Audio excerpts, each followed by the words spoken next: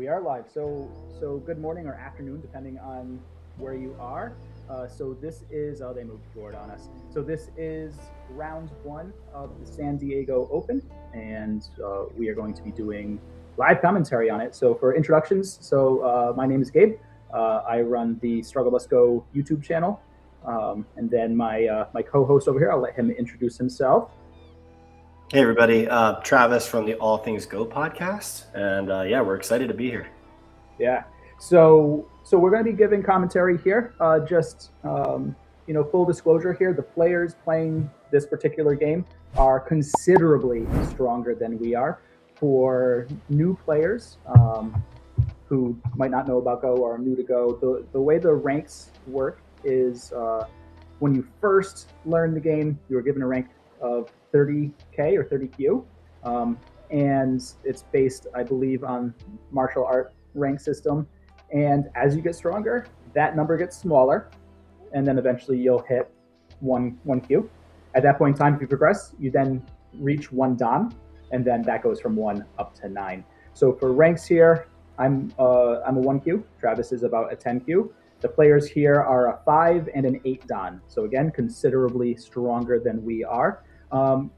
But that is fine. We're primarily going to be focusing on just kind of the basics, how Go works, what the players are trying to achieve, without going into like the real meaty interactions and tactics that they're doing, because those will be for the most part a little outside my pay scale. So that's kind of what we're going to be doing. I'll do my best to explain things. Travis will as well.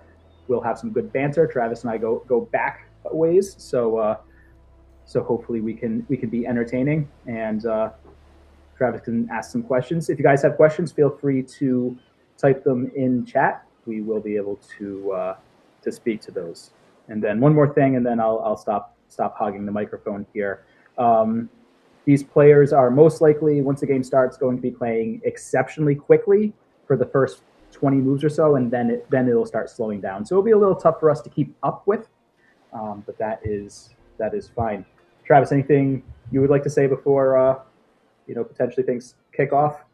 No, it's great. I mean, to your point, it's going to move very quickly. Just kind of keeping some main things in mind. As you'll see, there's 40 minutes main time set on there, and every time they put down a move, they get a little bit extra time. They get another 15 seconds on their clock. So that will also benefit them kind of just getting right into it, as Gabe mentioned, and just kind of blitzing through the first part of the game and putting those down, so that they can have more time for the other parts of the game that are probably more consequential, I think, Gabe, you would say, which is really like the mid game and the end game when things get really complicated. Yep. Travis, can you set the grid up? Because it looks like they are going to be starting. So you're going to notice that they're going to start in the four corners. And the reason for that, I love it. This is a very unorthodox opening here. Typically, we're going to care about the corners because at the end of the day, what we're looking to do in a game of Go is surround these open areas that we refer to as territory. And it's the easiest to do that from building on the corners because you already have two walls that you don't need to box off. So here we can use the edge and we can use the edge. So if black wants to get this corner, black only has to take these two outside. Then we typically care about the sides because then you've already got one wall for you, so you only need to make 1, 2, 3. The center is the toughest because you have to build all four walls, and it just takes a lot of stones to do that. In terms of the players here, black is an underdog here. The white player is an 8 Dan player, so very, very, very strong. Black is only a very strong 5 Dan player. Also worth noting, he is 9 years old and is stronger than probably 99.99% of players in the U.S. as a 9-year-old, which is pretty amazing. So yeah, we've got a pretty unorthodox opening for white here because white is focusing more on the center than we would expect. My best guess is he's doing this to throw black off. That's what I'm imagining here. You'll notice as stones get played near other stones, the players will typically respond. because here we had a lone stone and another real quick. So Travis and or Devin, we don't have the board grid up, so I can't put stones out, and I don't know how to set that up. Yeah, Devin, hopefully you can help us on the back end. It does not seem to be, the functionality does not seem to be working there. Yep. And we do promise that, we'll get these kinks out of the way for round one. All the rounds will be covered, not by the two of us. There'll be a rotating cast of commentators. So hopefully hopefully in 5 minutes or so, we'll get that ironed out. But this is to be somewhat expected. But we will notice, even with white starting off a little strange, you can see in the top left corner, he is looking to kind of just make like what we refer to as a framework to try to surround more territory. And again, the goal here is to surround these empty spaces, and each one of these will be 1 point at the end of the game. So that is ultimately what the players are trying to do. Obviously, the tactics are what make and break this game. So here we had black attach, white made this turn, which we refer to as a hane. I'll try to catch myself. And Travis, just feel free to yell at me if I use terms that. Yeah, assume some people have no clue what the terms mean. Yeah. So just to go over some things. So when white played a stone, the third stone around this black stone, there was one empty space here. We refer to these spaces as liberties. So if we look at this black stone on the left, there are 2 empty spaces, so this black stone has 2 liberties. If a stone ever has 0 liberties, it gets captured. And so you'll notice here, as black plays, white will most likely extend, because if white didn't and black played here, this white stone would be captured, and that is pretty detrimental in a lot of situations. Oftentimes, we can purposely give up the stones. We can purposely let them be captured for strategic purposes, but those aren't necessarily in this situation. So here we can kind of see that white is looking to build up territory here. Black, on the other hand, is getting these stones on the outside. They're going to help any fights that come up later. Maybe later in the game, black will be able to play a move around here, and the strength of these stones will help in any ensuing fight that happens there. That's kind of what's going on here. But again, is worth noting, both these players are super, super strong, but the white player is particularly strong. So it is very possible that white is getting a good outcome here.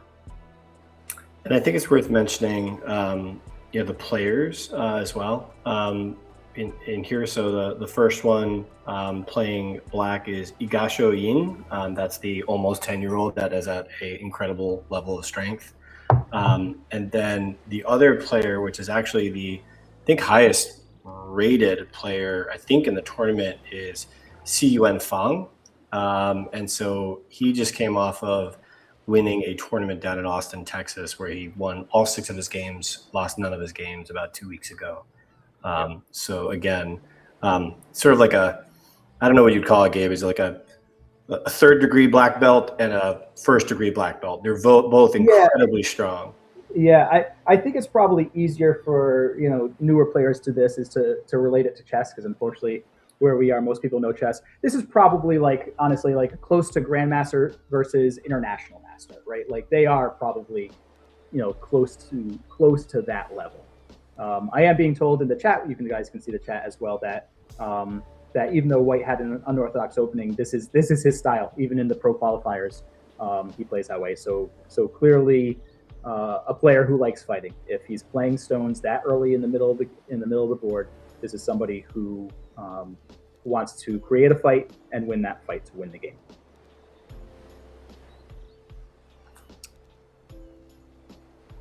So again, going back to the corners being important, you'll notice that even though a lot of action has happened, nothing's really happened in the center of the board, or other than the top left. But that was still just kind of a skirmish around the corner. Otherwise, both players are still going after the corners, because that's truly where the efficient points are here. So black extending is just looking to fully secure the corner, but more so making it so that the group can't be attacked later. We probably aren't going to get into that level of detail. We'll wait for the stronger players in later rounds. Again, we are focusing on for newer players. So from that standpoint, we are just talking about wanting to surround territory in the corners, then the sides, then the center. Our grid is back. Hooray. So white playing here is looking to deny black this spot, because if black had played here, it blocks off this corner more. So now with white playing here, it kind of takes that corner away from black, asks black a question of, are you going to respond here and let me come back, or are you just going to ignore this, which is what black's most likely going to do, to go potentially secure more territory over here. I highly doubt that's what he's going to play. And then if that happens, white can look to go take the corner. So black does respond. Black says, I want the outside. That is what this move is looking to do. So black's going to force white to do something like this to get some territory, while black gets strength on the outside. And it might be worth just, again, highlighting that for folks who don't know this game as well. It's right. The goal here eventually, by the end of the game, is surrounding that territory, as Gabe is mentioning. But it can be quite counterintuitive how you want to get to that point where you're surrounding as many intersections as possible. You'll also notice, or if you didn't notice, because white starts after black gets the first move, there is this compensation, right? There's about 7.5 points that white gets because they are on the back foot and they are playing after black. And so, I think it's important to kind of highlight. And another big aspect of it is a lot of the play that you're going to see here. It's very exchange driven. Both players are getting something. It's just who's getting what. So if we focus a little bit on what happened with the bottom left area here, white ended up getting, probably about 10 points of territory, right? Again, each one of these empty intersections at the end of the game is going to be worth a point. What did black get on this exchange? Black got a very strong group that's going to help any fights for the rest of the game. So, when we look at this, black has a group up here that can help with fighting, a group down here that can help with fighting, some stones over here that can help with fighting. So that seems to be what black is looking for this game. And that's potentially to counter the fact that he knows his opponent is going to be very aggressive and start fights. So he's likely looking to get strength to help prepare for those fights, while white does seem, even though white started with this stone and, this stone as like the first two plays, white has shifted into more of a territorial style this game, going for the points early as opposed to trying to control the board. Gabe, can you speak a little bit, and certainly stop at any point if something interesting is happening? How do you think about those different styles of play? Like some people play, when you say more aggressively, what does that mean versus something playing more peacefully? Yeah. So one of the fantastic things about Go is there's a lot of different styles how you can play. And so, you have players that are going to play very aggressively, and basically they're just going to want to start fights. They're going to want to start fights, win those fights, and win the game that way. As where there are some other players who are going to want to play more calmly, right? Maybe rebuff the fights, decline the fights, get their group strong, and then once their groups are strong, then they'll be willing to start fights. So my play style is generally that way. I will very happily fight, but I'll let my opponent start the fights. I'll keep my groups nice and strong, and then a fight will happen, and then hopefully I'm in a good position to do that. Typically, the stronger players, they generally prefer fighting, so the games tend to be more dynamic, which is always entertaining to watch. But there are certainly stronger players who aim to play calmly. So white just extended. The reason white did this is another important thing in Go is not getting surrounded. You never want your groups to get surrounded. So if white had ignored this and let black play here, and then white extends and then black plays here, white's group is fully surrounded. So white couldn't let that happen. So white decided to stand up, Um, and then after this, it looks like Black approached this group. This is Black saying, hey, I don't think your group is crazy strong right now, so I'm just going to go kind of nudge it a little bit. And then if White ignored this, that's when the big fights start. But White's staying a little calm, a little reserved here. But like, okay, we'll play a move that makes our group a little stronger. And what that means here is we can see a world. I'm just going to play a dummy stone down here, where Black tries to do something like this to try to separate, but now White can play here. There's only one liberty on this stone, and so Black would have to extend, otherwise Black gets captured.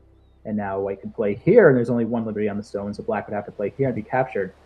But now all of a sudden, this stone that White played is in perfect position, and if White plays here, these 3 stones get captured. So that's what we mean by strengthening our groups in this situation, is being able to protect from these very aggressive moves. And so with Black playing here, Black was aiming at playing a move right here, which we would refer to as a cut, because you are cutting the 2 groups apart. That's what Black was aiming for here, and so White found a way to fix that.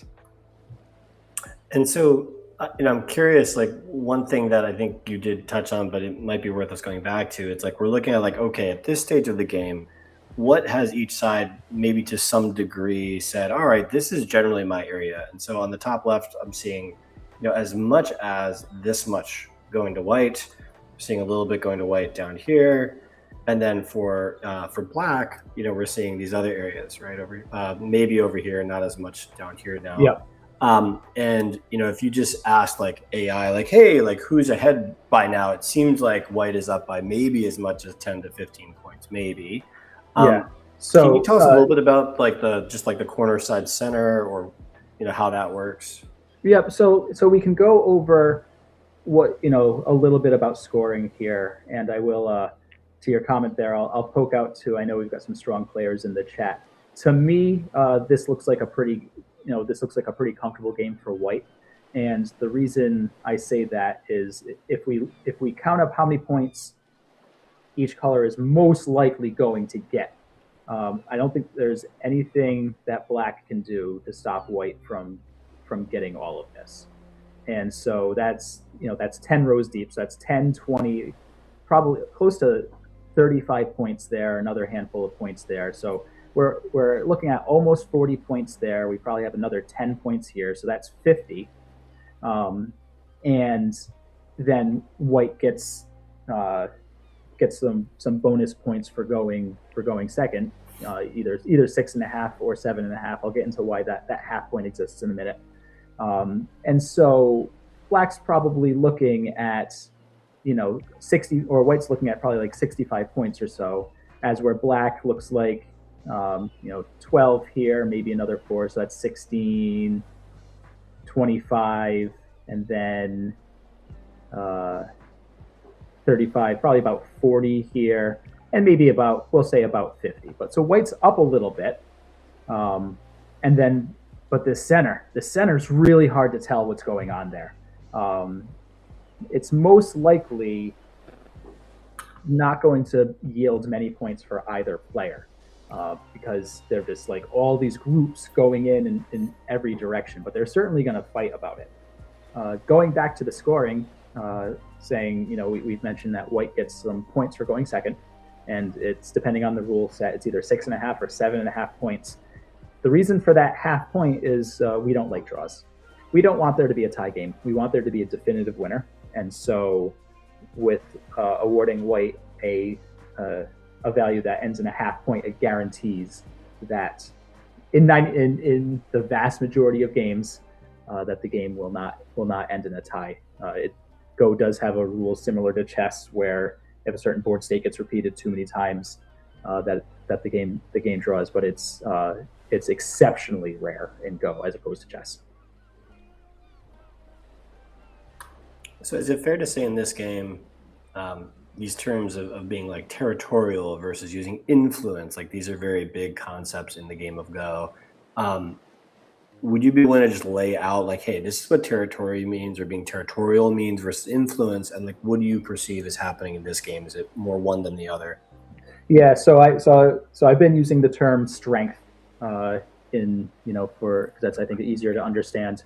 But for Go players, we typically refer to that as influence, meaning it's going to influence the rest of the board. So if you guys remember what this bottom left looked like before these stones got here, before this exchange was made, Black just had this wall of stones, and we refer to that as influence because it's going to influence the rest of the board. So if a fight happens here, these stones are basically saying, "Hey, you cannot come this way, else you're going to die." So they're going to influence that fight. So yeah, so there's always this kind of give and take, push and pull of, do I want to go for points early in the game, or do I want to go for that influence so I can control the rest of the game? And typically you want to balance that, but there are definitely players who prefer one over the other. Yeah, and it's like when you describe the influence, right, and this kind of thing happening in the bottom left corner, right, Black has its influence, and so if White gets kind of running into that, it could be a problem. I mean, it almost reminds me of like, you're just trying to smash somebody into a wall of your strength, right, to then take advantage of it, which when you're maybe a newer player or a less skilled one, which maybe I would consider myself, it's like, at first you think, oh, like I want to use that to actually build a huge area, like in the middle of the board or something like that. But that's not always the best take. It's actually, you want to use it to kind of attack the opponent. Yep. Yeah, basically it's like if you get in a fight, a real life fight, and you've got a really strong friend. You want to push the fight towards your strong friend so he can help. That's basically what it is. So what's going on here is a concept we haven't gone over yet. So we mentioned that if all the stones get surrounded, they're going to get captured. So if White manages to fully surround Black and get all these stones, then all of these Black stones are going to get captured. Excuse the clunkiness, the board isn't perfectly lined up. But all those Black stones will be captured. Black obviously doesn't want that to happen. And so what Black's going to do is create what we refer to as a living shape. Eventually, once Black's forced to do it, Black might play a stone like this and then get another stone here. And what this creates is a situation where White can't play in these two spaces at the same time. So this group can never be captured. This is considered unconditionally alive. So White can get some what we refer to as forcing moves to force Black to create that shape. And if Black doesn't, then Black would end up dying here. So I wouldn't be surprised if later we see, a move out this way from White to surround this group, force it to live, while White then goes and gets its own influence to help, develop anything that happens here. One thing you'll see as well is, concept I'm learning with, with my teacher and also working with, higher ranking players like Gabe, is this concept of like, how concentrated are your stones, right? Are there a lot in sort of one area of the board? That is a really helpful way to see after the fact, like, was it worth it, right, for a player? So if you see a lot of stones clustered in a relatively small area, you're not being efficient with your stones, because this game is all about efficiency, right? How many moves can I put on the board that are going to really balance and give me a decent amount of either strength or maybe eventually territory, while also maybe accomplishing other goals. It's funny, when I look at this game, it almost feels like, to my sort of 10Q sort of level, it's like, oh, well, it doesn't look too bad for Black. It feels like Black has over here, but not really here, because White has peeped in. But when I kind of again look at what the estimates are, it really looks like White is pulling away to a large degree. Yeah. I mean, maybe up to 20, 25 points. Yeah, and I would agree with that from one aspect and one aspect alone. And that is, so when we compare, let's just compare to the exchanges here. Do we think Black or White got more here? Looks fairly even, right? And we compared here. Who got more, Black or White? Seems fairly even. When we look at the bottom right, maybe Black got a little bit more. Okay. But then let's look at the top left. What did black get out of this exchange for these 7 stones? So we've got, let me mark this, we've got 1, 2, 3, 4, 5, 6, 7 stones versus 1, 2, 3, 4, 5, 6, 7. Looking at those 7 stones, who got more from this? White secured about 30 points of territory, and black has a group that got surrounded. So I think this exchange alone is likely what's going to, if AI says that white is up by 20 points, it's these exchanges over here. You'll hear us say AI. So again, I assume that most of our viewers either know Go or know chess, where we have at this point in time we have very strong AI, AI analysis that will basically tell us if moves are right or not. And it will give you a win percentage for each player, how many points each player is winning or losing by. And so you'll hear that term. And I'm sure if we turned AI on for this, it would say that white is most likely up by a large amount. So let's talk about what's going on here. Because we were talking about strength of groups earlier, and we were talking about this potential cut up here. There's a big cut that happened right here. And so now all of a sudden, this black group here doesn't really have a way to live quite yet. And so what's going to happen is it might have to run this way. But that'd be really painful because white's got some really strong stones over here, this stone here, this stone here, and black's being forced to run into white's really strong friends, right? So this group could end up in trouble, and white could potentially get a lot of benefit from chasing this group around. Yeah, that makes a lot of sense. I mean, like you're saying, it's like as black needs to run out, like you said, white can either say, great, I'm just going to pad myself with, I guess, more territory profit to come along, or gain some strength for these stones, which I guess don't need a whole lot of strength. They could have a connection over, to this stone at, K9, or even connect up to the G8 or H8 stones as well. Yep. And as these 2 stones get stronger, another thing that could end up happening is white could try to push through here. If black blocks,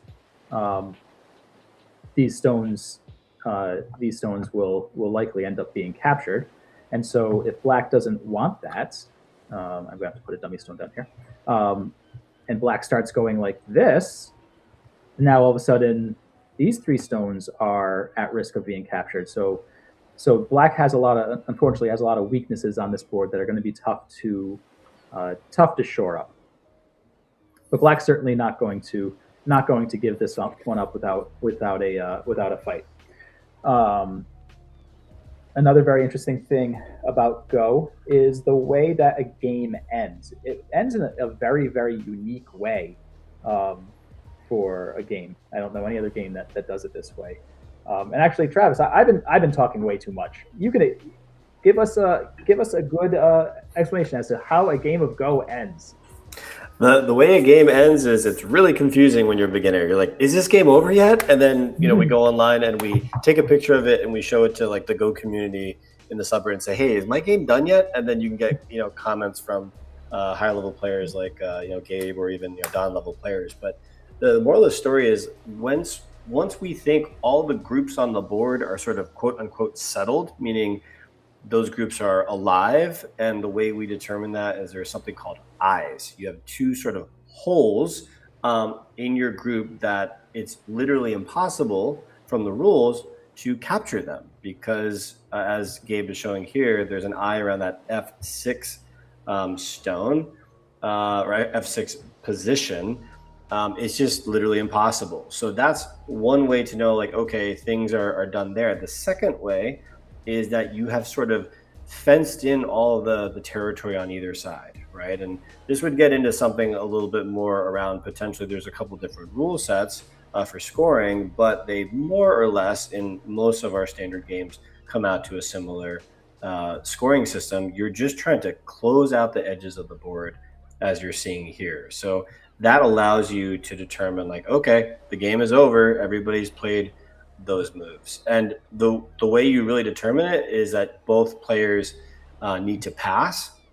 In this system, in the American Go Association system, the way that works is that if, correct me if I'm wrong, but if black says, "Hey, I'm good, I'm done," you pass by giving a stone to the to the other person effectively, and then white always has to be the last one passing and giving a stone back.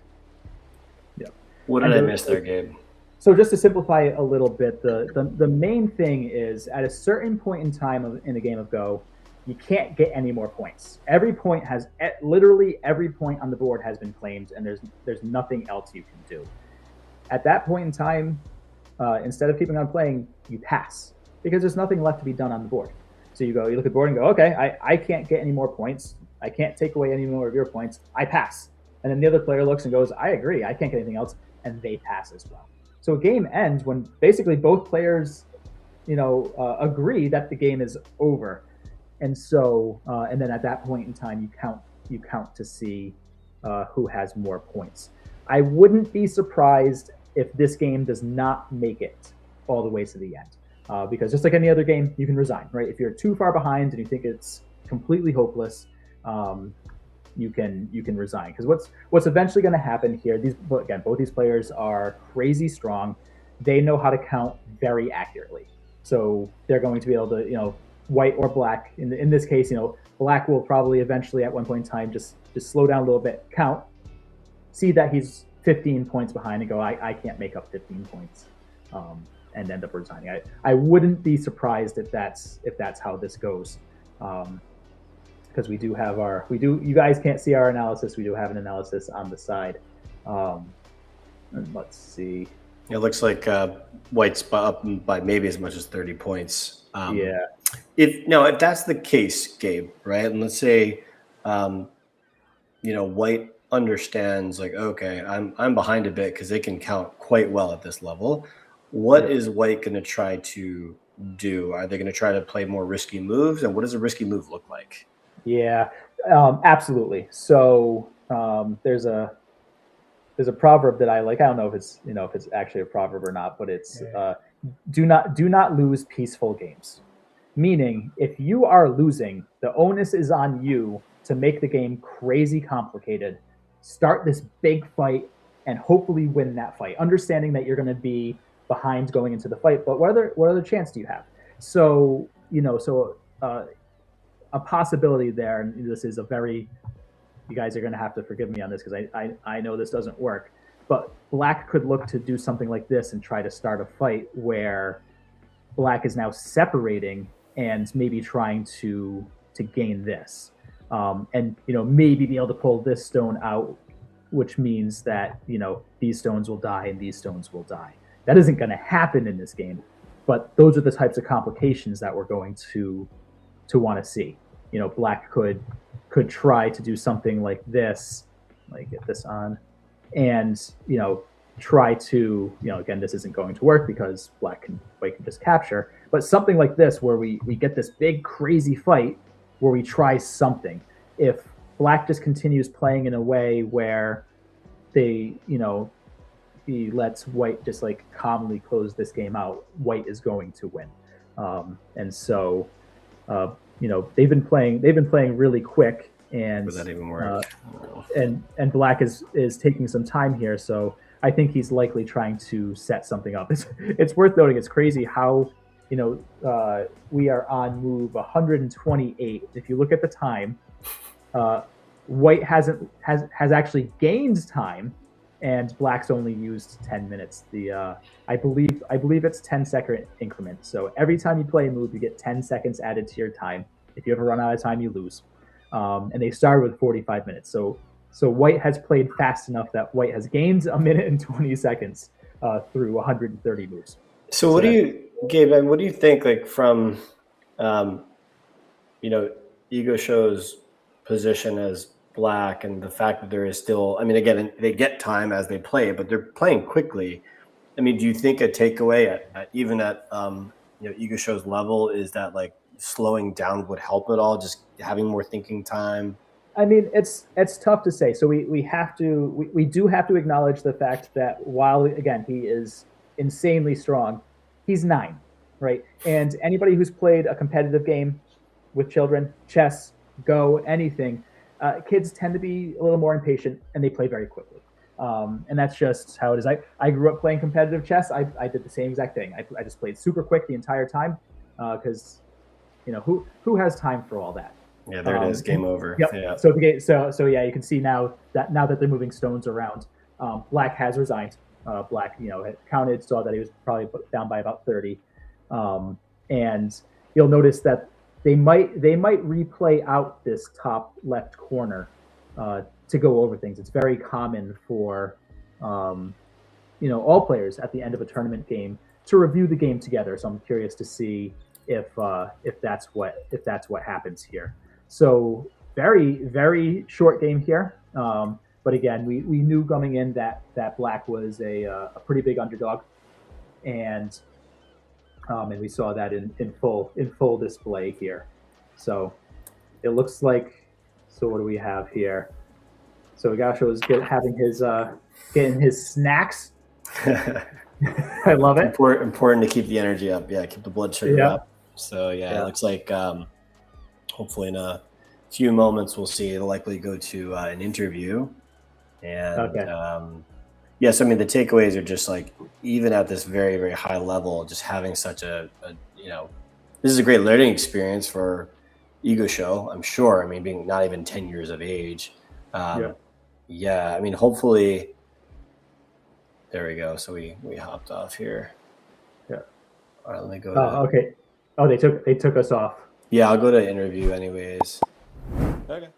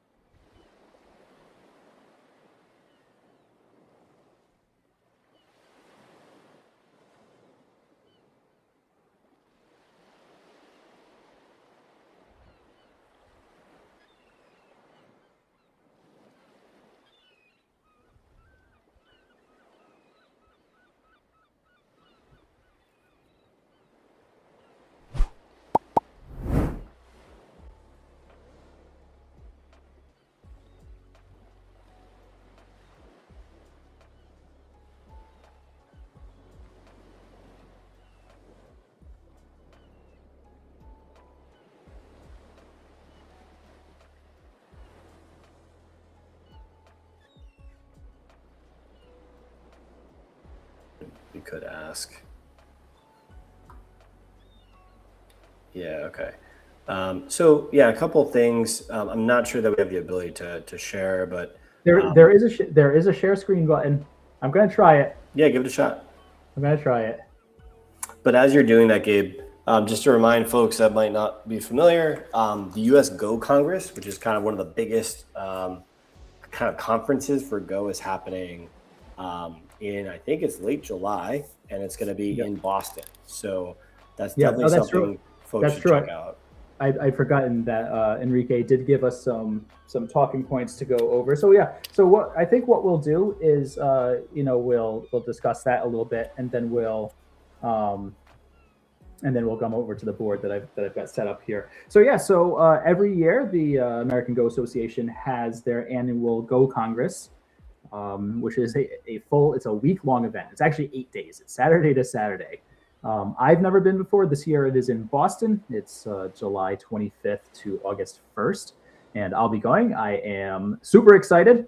I probably bit off more than I can chew with it, because I volunteered to be the event coordinator for the excursion day. So Wednesday is kind of an off day for the convention, and so there are going to be some cool excursions set up in the greater Boston area.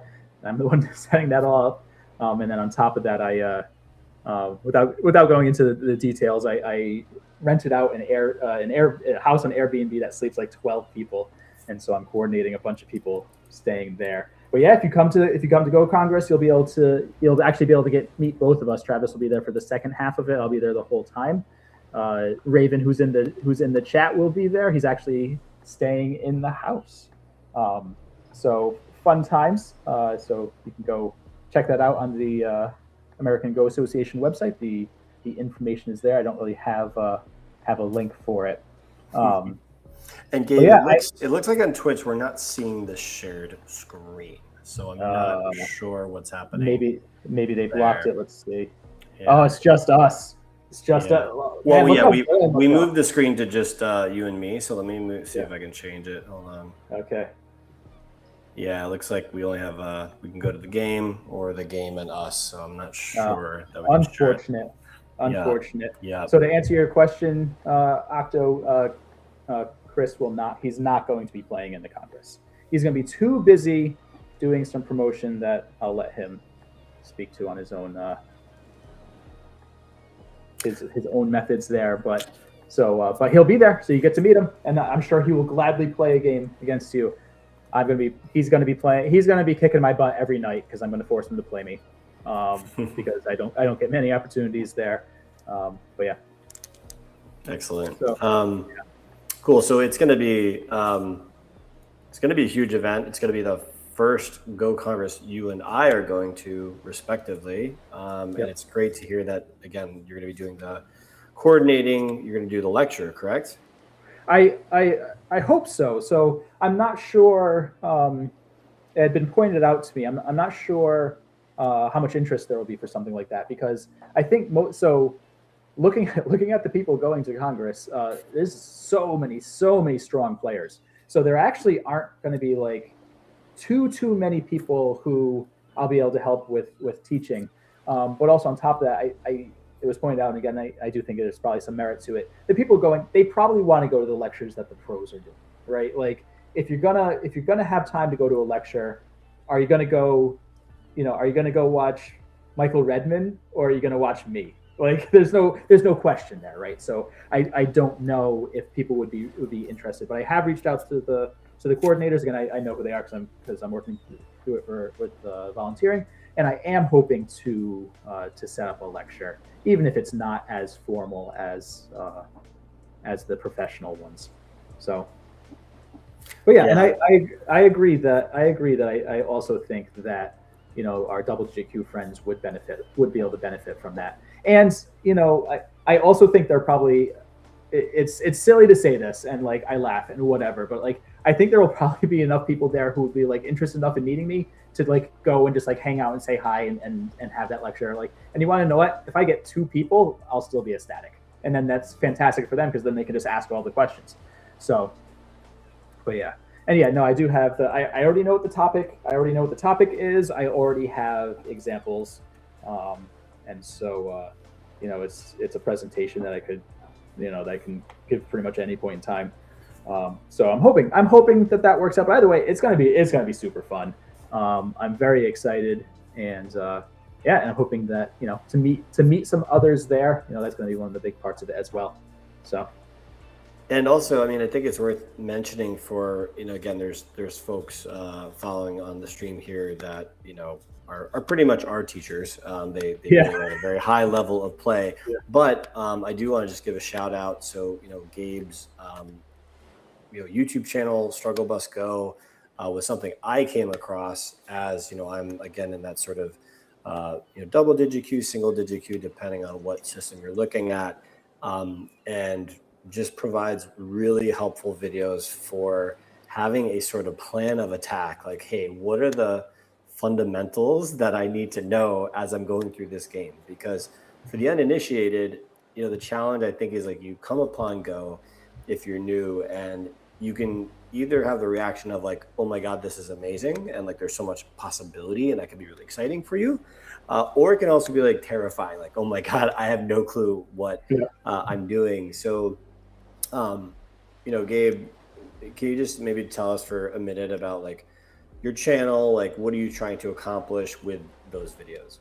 Yep. So, so I had noticed in the community that there's a lot of content for stronger players, right? There's plenty for somebody like me and Travis to be able to absorb, and there's good content out there, especially now for absolute beginners, but there really isn't much for that range of you've been playing for 2 months, but you're getting a little stuck, and now like the next batch of videos is way ahead of you, and you can't really bridge that gap. That's kind of where I shoehorn myself in. Big part of that is I'm only so strong, right? And so I can only, so it's easier for me to be able to provide the videos for our double JQ friends because I'm closer to them than our 6 Dan teachers are. So that's kind of where I went with it. I try to, I try to keep things light and humorous, especially with my older videos that I kind of cringe a little at now when I watch them, but they're there for posterity. But that's kind of what I was going for there. I was also, I think we can all relate to this. I was in a pretty serious slump, and getting frustrated at being stuck at where I was, and so that was a way for me to stay, to stay with the game but not get frustrated, by playing games and losing. So now I get to do both. Now I'm also back to studying and being frustrated when I lose, but it's okay. And I mean, what do you find, like, as you are doing, I hear you saying that, like, there's like a nice balance. It's like, as you're struggling with trying to improve personally, you can go to the, creating of these videos for, again, more lower level players. Do you ever find that there's also an effect of like, okay, it's going to take my time and energy doing the videos and the content creation, so like I should dial that back? Yeah, of course, and I'm doing that. I'm doing that now, and I feel terrible about it. And it's like it just is what it is. But like I legit feel terrible. Like if you go back and look at my history, I was pretty consistently putting out a video every week, sometimes 2 a week, sometimes every other week, but about that cadence. I don't think I've done one for 2 weeks, and I don't even know what my next video is going to be. So it's like I have no plan there. I think I'm likely just going to take a pretty good break until Go Congress is done. I really do want to, focus on, all my time on Go to studying, or at least the majority of it. Because as you know, and we'll get into this, content creation is a lot of work, especially the editing. So we've been talking a lot about me, but so Travis also does something really cool. He has one of the very few podcasts out there that discusses, all things Go, and that is the name of the podcast. And you can already see it. Like I was chuckling to myself, but you can already see it. Like he's good at interviewing, right? And so you can see like he has now flipped that switch, and he's like, I'm going to start asking these pointed questions because it leads an interesting discussion. So he does a really good job with that. And what's nice is like there are no visuals, so you can just listen, right? It's not going over strategy, it's not going over tactics, it's just going over like cool things in the Go world, the Go community. And so you should definitely check that out. I listen to it on Spotify, but I'm sure it's available wherever you get podcasts from. But anyway, so both of us can attest that editing is a bear and it takes up a lot of time. And like the interviews are cool, or like me playing the games and making the videos, those are fun. But then the editing, you're just like, it takes a lot of time, it takes a lot of bandwidth. And so I just don't have that right now because I am studying with full disclosure here. So Raven, who's on the chat, he's been my longtime teacher for many years, and so I've been studying pretty hard with him. And so I'm hoping he can beat me into shape for Congress.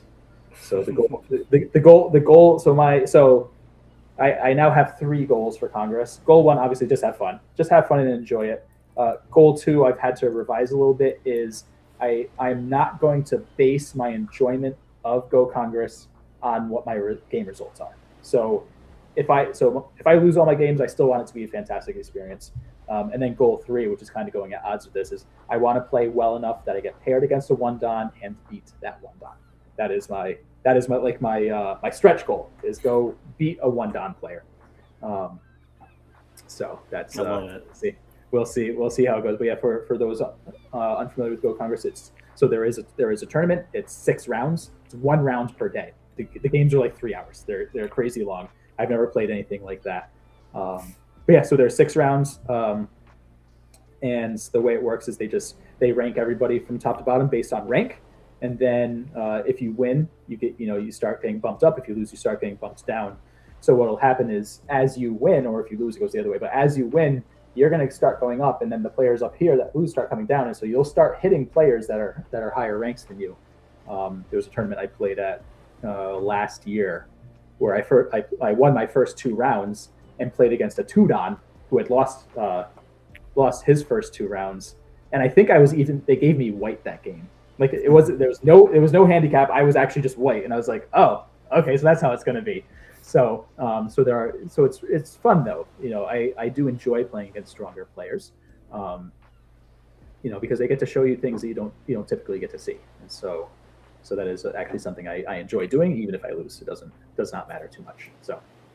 I love it. No, and guys, we're about to switch over to the interview right now. But again, thank you for those of you who did attend. We hope this was helpful. Definitely check out Struggle Bus Go on YouTube. If you want to hear interviews and things like that, check out All Things Go podcast, most places where you find podcasts. So with that, we will sign off, and I believe we'll hop over to the interview now. Yep. Thanks for coming out, guys. Do stick around because I believe there are commentators for every round of the tournament. But this is the last time you could see our pretty faces for today. So, but anyway, thanks for coming out, Travis. Thank you for the good banter, and we'll see you guys later. Likewise. Take care, everybody. And that's time. Nice job, man. That was fun. Yeah. Loved it. Yeah, So, that was tough because that game just went so fast, and the tool is a little clunky. So yeah, I mean, well, it's like things worked until they didn't, and then actually Devin was like, "Hey, refresh!" Literally hit the refresh button because I was trying to get the grid up for like 5 minutes, and it was not working. That's what I was last night, like late last night. I was just going through getting whatever, and yeah, he said once you refresh it. They might still be able to hear us. By the way.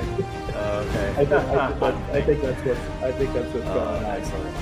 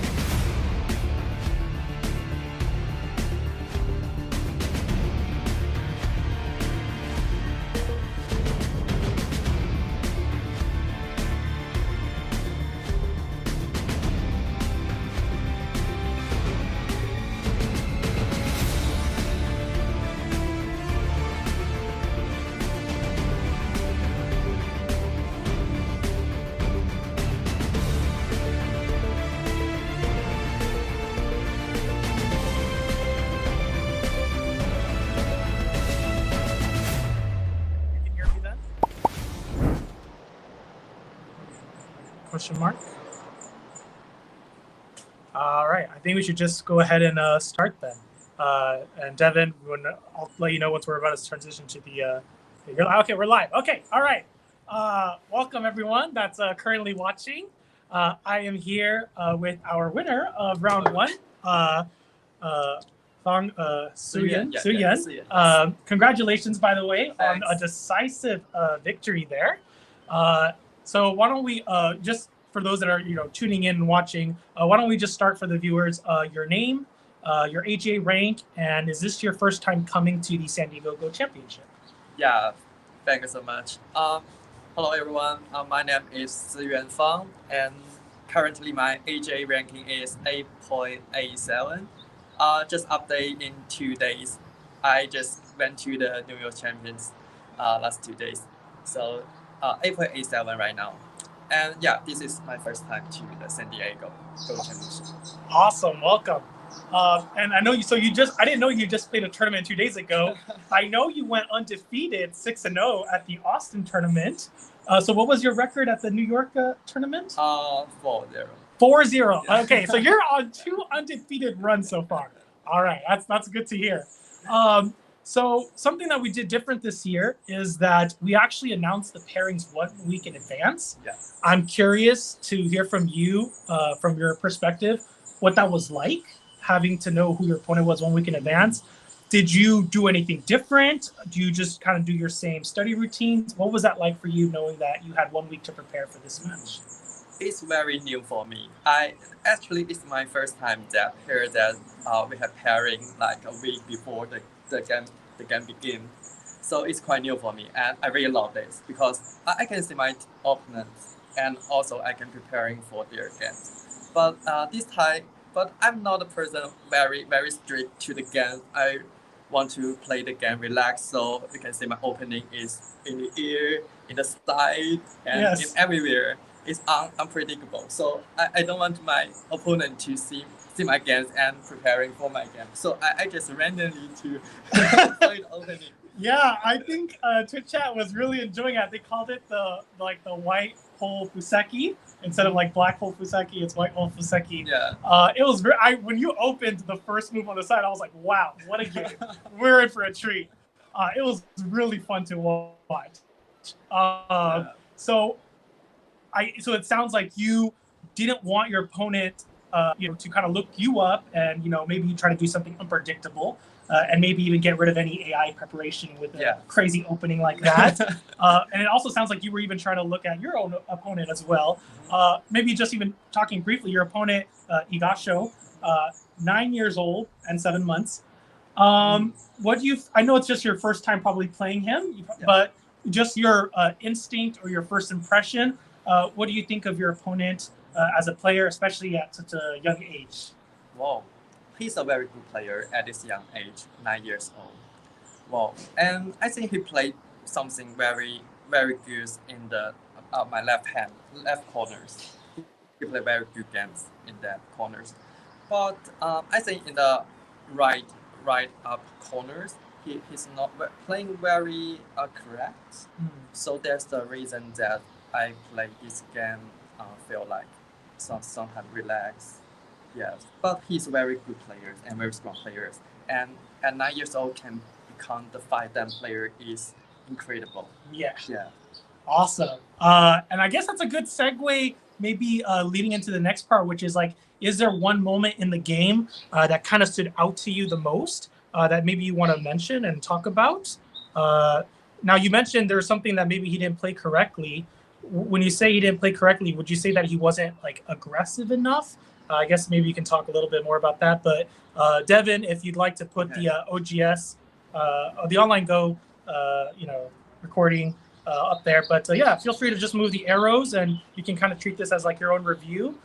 You can do forward or backward, and yeah, just maybe go to one point in the game that maybe stood out to you the most that maybe you want to talk about a little bit. All right. The one I would like to mention is this corner. It's the right corners. I think it's just like this move. This Atari. It's not very good move. I think it's like, oh sorry. I think he just doing like this to sacrifice these 2 storm. Gotcha. Sacrifice Yeah. the stone. For the Extension. start, yeah, extension. I need to put more storm into it. So Oh. he can doing like this to like play on the side or play on the corners. Gotcha. Yeah, this is the So even those 2 stones, there might be some potential there later, and maybe you feel like you might have to defend it, and that gives maybe Higasho enough time to get a big move on the side there. yeah, that's right. Yeah. Whereas in in-game, he sort of did an Atari. Maybe he got very heavy, Yeah, and you kind of took the lead that's from true. there. Yeah, that's true. So Oh, you want to go back to the main line? So Yeah, that's yeah, the main line, yeah. and after doing like that, he put like 7 or 9 storm just to catch my just 1 storm. Right, I do remember that, yeah. Yeah, it's just like for 3 or 4 points. It's very small, and I got chance Yeah, to you play on got, the corner. yeah. So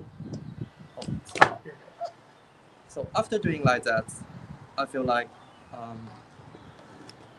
white is like 10 points leading the game At this point. at this point, right? And this move is very good move. It can limit his mind is like influence. Hmm. Yes, and my this move I try to connect because this is very big at the corners, and also if I having this storm, I can use my all the thing is alive, so I can use my to attack the middle of the black. This, I see. This, And by the way, for those watching, Trisha, if you have any questions for our winner here, feel free to type it. Hopefully I can see them come on the screen here.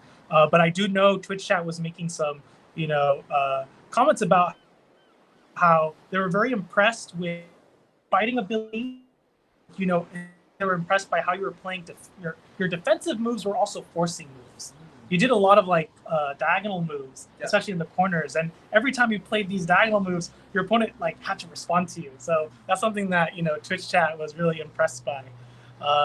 So you felt like at this point on, you pretty much were leading. So while maybe people are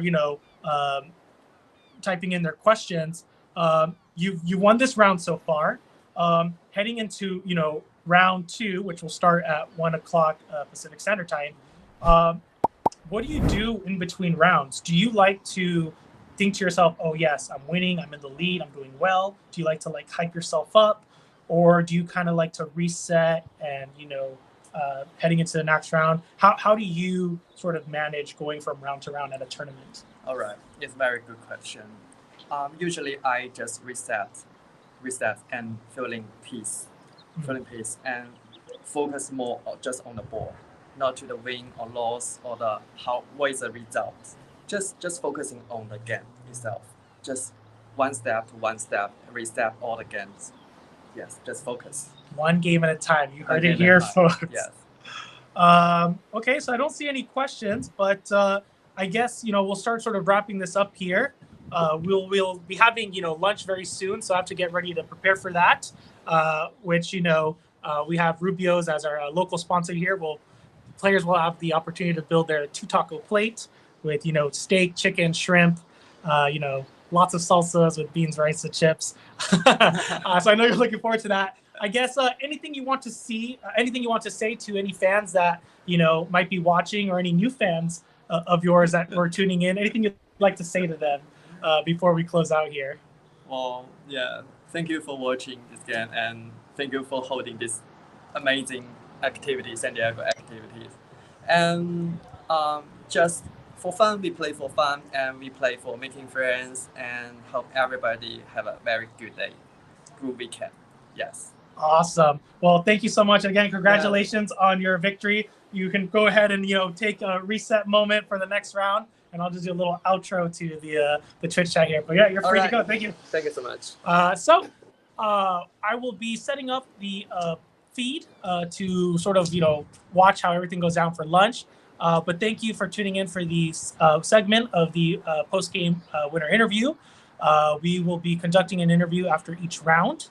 And just for a little context about this tournament event, in case it hasn't been mentioned already, this is our 15th annual tournament. It's a little special this year. Jasper Liu is our 3-time defending champion, and his game is still ongoing. But right now he's worth $50 in the first round. So if his opponent takes him out, then he gets $50. If not, for every round he goes undefeated, it goes up by $40. So those are the stakes this year. But with that, I will go ahead and hand it off to the intro break scene. And once we're ready, I'll switch it over to the lunch hour. So thank you for tuning in, guys.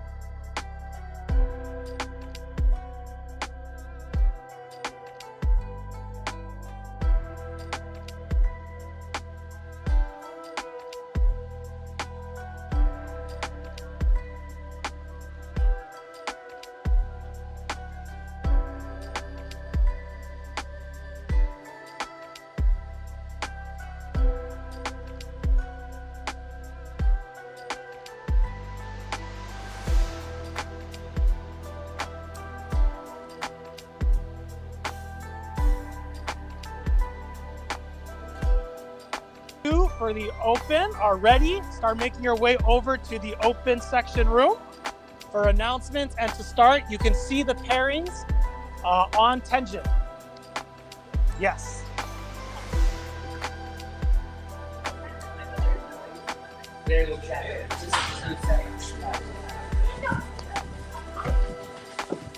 Okay.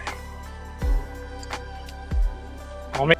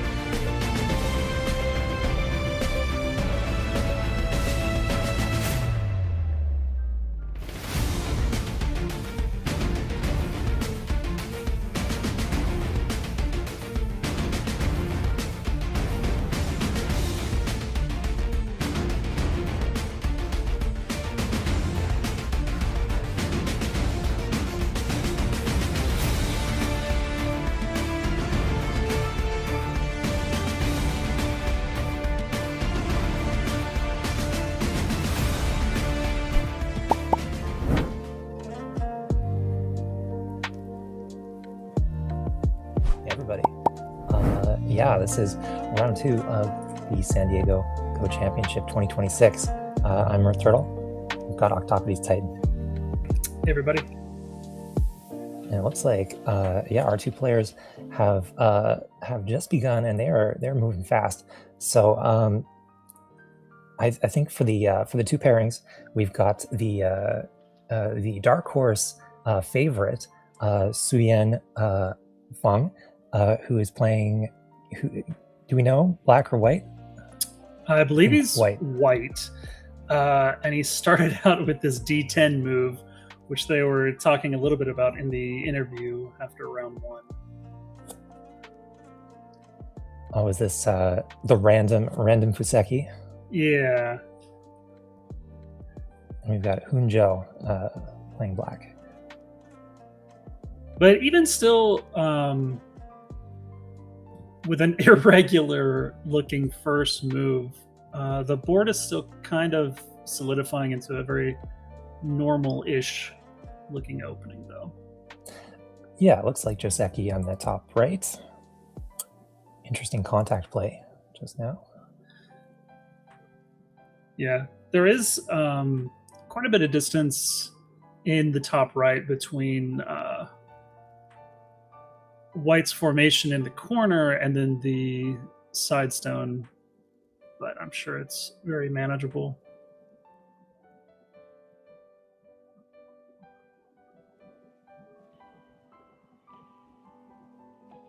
Yeah, so that contact play at R15, I mean, you can treat those cornerstones as strong, right? So we can touch strong stones. We don't want to attach to weak stones. So it's not a insensible move, if that's a word. It's very, very playable. Probably using it a little bit as a probe as well, just to see how black will respond.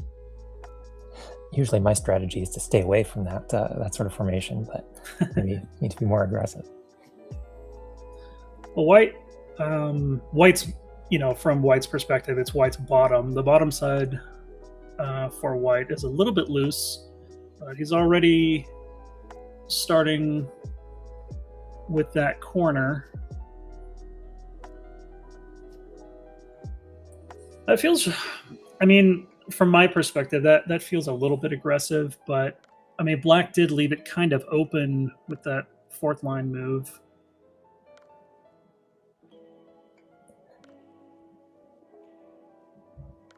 Wow. Okay. Yeah, it looks like Black's working on a big top, and I don't know about those white stones, but I think White just sacrificed those 2 stones. Sacrifice is kind of a funny word. Maybe we could just treat them as Aji stones at this point. There's still a nice invasion point around H3. Of course, I am drawn to the openness of the board, so I'm still staring at the bottom. Although the bottom side actually isn't very interesting for either player, although White will probably want to get there first. Okay, so White is not going to immediately, play away from those 2 stones. There was a really nice sort of ploy here, almost goading Black to come out into the center so that White has a nice move at Q7 to sort of shore up that formation. I was not expecting the N6 attachment, though.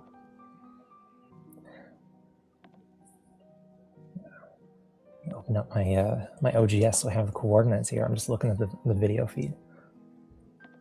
Yeah, that's all I'm looking at. Oh, but then you don't get the Ferrero Rocher kind of drama going on. Gotta watch the snacking habits of the players to really know the true standings.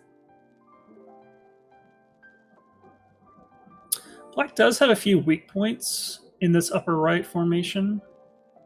I'm sure White is eyeballing.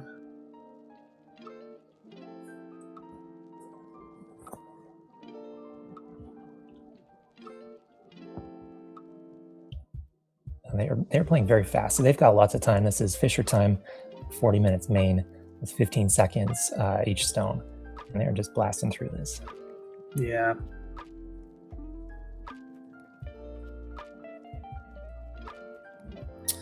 So who do you like so far? I kind of like black. I mean, white's got that sort of weak group now. That's it's running, but white does have that nice territory over on the right and a good little framework on the left. Like, I think I wouldn't discount white, knowing what we know of the player. It's but right now, I think my personal style is just go for the big territories, and I like doing large gambles. So I like the gamble of trying to take those white stones. Mm-hmm. But I thought you said you liked white. Well, no, I think I like black. Like, I'm not going to say that white is not a contender. Okay. But, yeah, but I like black's top. I like what's going on there, and that could be really big if it makes it work. I mostly agree. To have created a weak group so early, you're really handing over a lot of impetus and drive in the game to your opponent, which I'm very guilty of. I do it all the time. Yeah, because when you're pushing around someone's weak group, you get to make all these sort of solid walls, and you get to sort of decide where those walls get to be. And so we see black's kind of making some influence right there. But it's still early.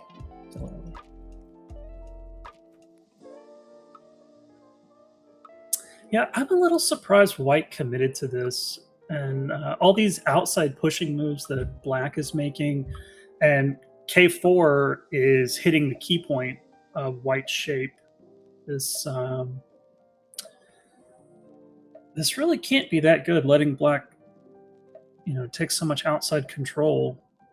But it looks like they're slowing down a little bit. Yeah, these players just came back from lunch. I mean, they're probably raring to go. That's true. The sleepiness maybe will take hold soon enough.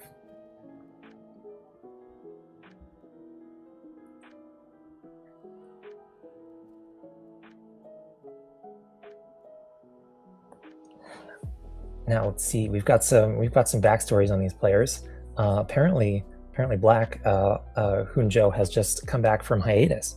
So the last tournament they played was back in 2019, and wow. ended with a sort of 2-3 record. But they've been, I guess, training up, and apparently they're 6th dan. So this is pretty good player. I guess you can take a big break and still come back strong. That's a lesson to all of us.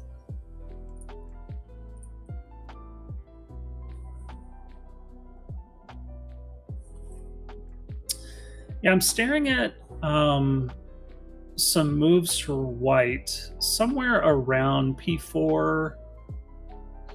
Just seeing if there is a way to kind of cut through. Not immediately. I can see it though. Yeah, because white could threaten to take that top corner and then sort of punch through that little hole on this one.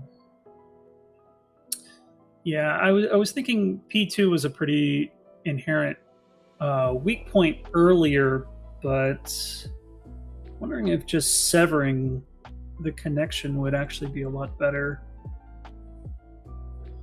Oh, white's having a nice long think here. Probably not liking the decision to commit to this. It did seem a little bit early. Yeah, I thought when they sort of ignored adding to those two white stones at the top, I thought that was a sacrifice, and that might have been an okay decision if they were going to make a big base somewhere else, maybe strengthening that left side. But yeah, they've really added to it, and it's quite heavy right now. Yeah, maybe White just didn't like the exchange as Aji stones. They wanted to get more out of it. I absolutely would have left it. Just because there are other nearby weak points and the bottom is just so open, I would have left 2 stones to these 2 stones. But who knows? Maybe there's a interesting sequence coming up. White did pause for quite a while.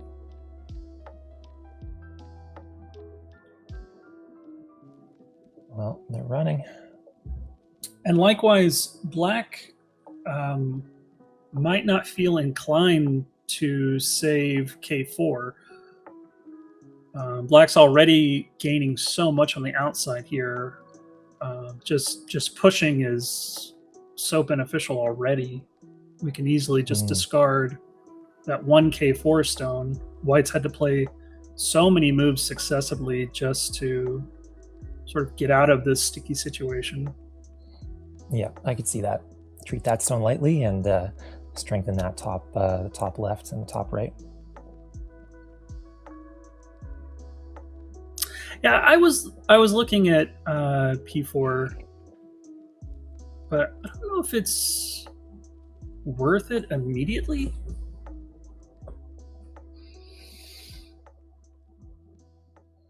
Yeah. Also, hello chat. How's everybody doing here on Twitch? Thanks for tuning in.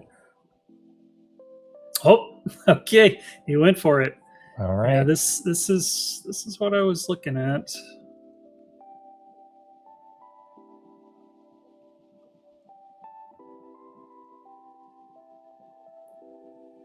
Oh, interesting. Okay. So White's making a move to take the top right or disconnect those groups.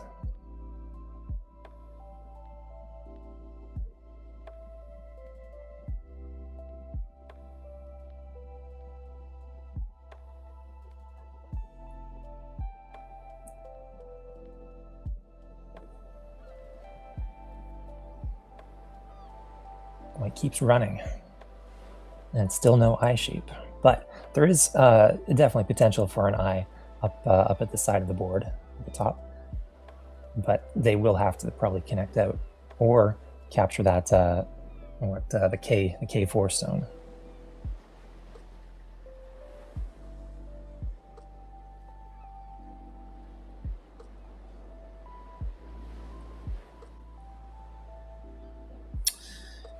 Yeah, I'm not sure where White is going to go with this.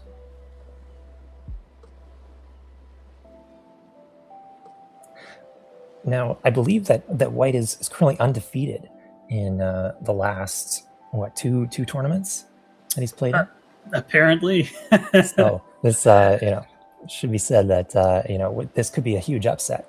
White we're taking down right now, but I'm definitely favoring Black in this situation, unless this is going to some big plan.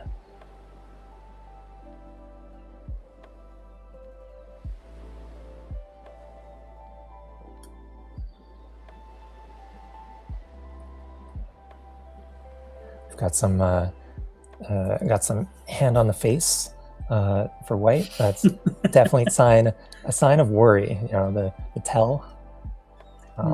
There we go. Okay, I'm gonna block that K4.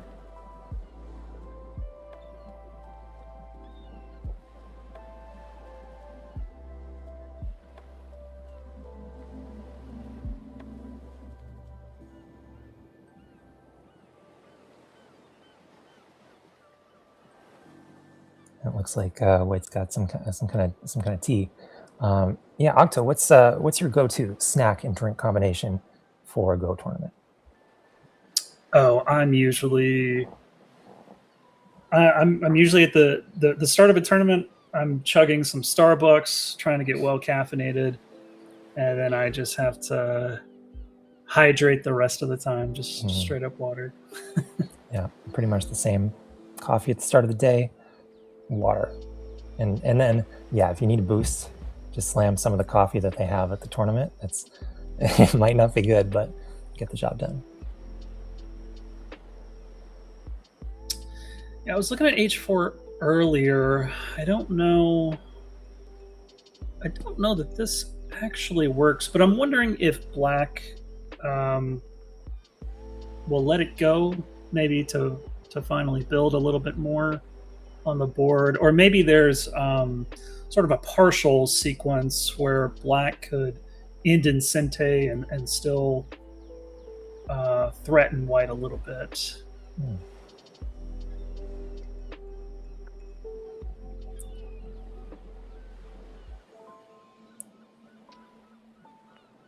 I wonder how long they'll keep this sequence going.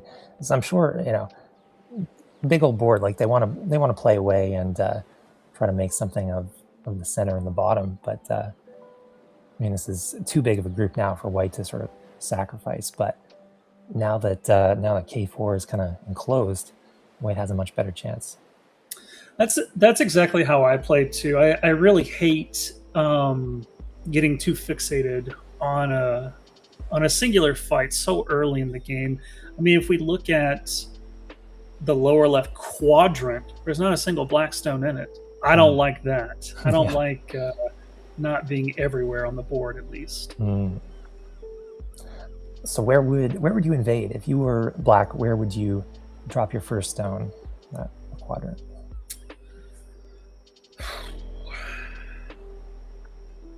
With this sort of formation, I would probably just attach at D16. I mean, you don't have to do that. You could just do a normal approach at C15. There's a lot of room there. Yep. Yeah, this is I would say your basic approach. But yeah, that's interesting. Okay, gotta try that in my next game. Don't play a lot of contact plays. I was sort of warned away from it early. But works out. People don't always expect it.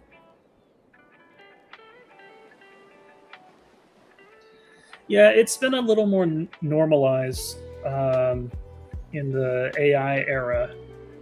In fact, that's the main reason why you don't see a lot of the Moyo Fusekis anymore, in particular the low and high Chinese, mini, micro, even Kobayashi. It's because of that attachment. It really just breaks the Moyo instantly, and it's not that much of a loss at all. Like we used to consider a very vulgar move to attach like that, but actually both players can get pretty even results. But if you're going for some Moyo Fuseki, it's pretty much evaporated as soon as your opponent attached. Yeah, huge fight sort of spirals out. Now this is interesting. I would expect black to give up the top right corner for that. I wouldn't expect them to sort of connect that stone that's in Atari, just because it seems small for what's available. I would definitely leave it. Well, that's kind of what I was hinting at earlier. I wasn't sure that the P4 sequence was actually going to be worth it, because it seems like black will just let go of it. So if we think about the value of moves, obviously the most valuable moves are at the beginning of the game. And as the game progresses, that value structure slowly diminishes more and more. So at some point, chopping off that corner would end up being the most valuable play white could go for. But it didn't seem like that was really it at the beginning of the game. Mostly because white's right side position is already fine. White isn't in dire need to settle that group. Yep.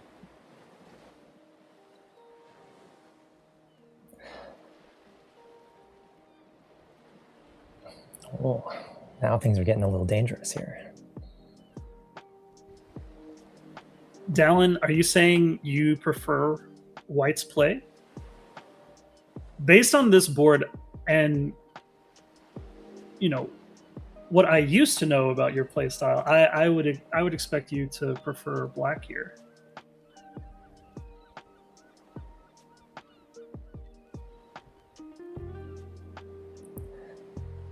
don't know, definitely an aggressive move to just block that stick right at the end.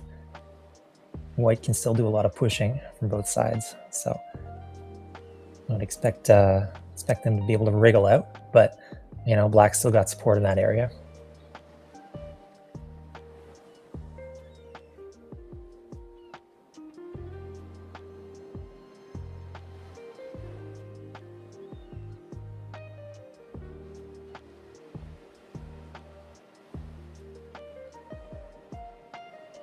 Well, back to playing fast.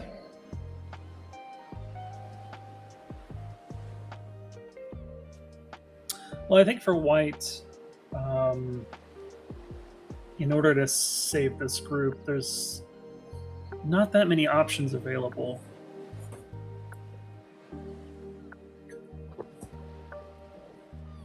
Yeah, they can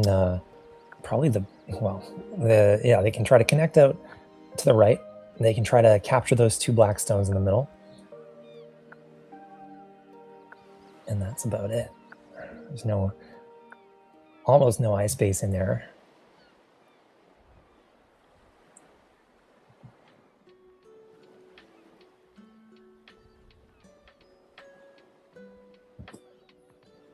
Dallin says white squeezes and gets L2 Incente, forces black to live. Right. Oh, this one.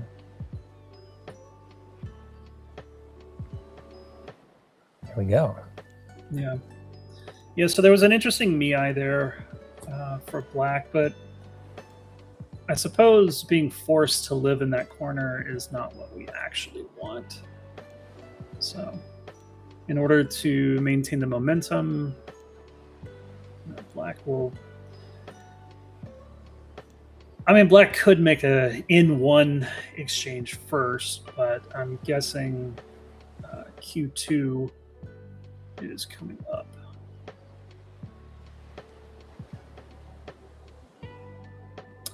Although it looks like after this point, the K stones are probably captured.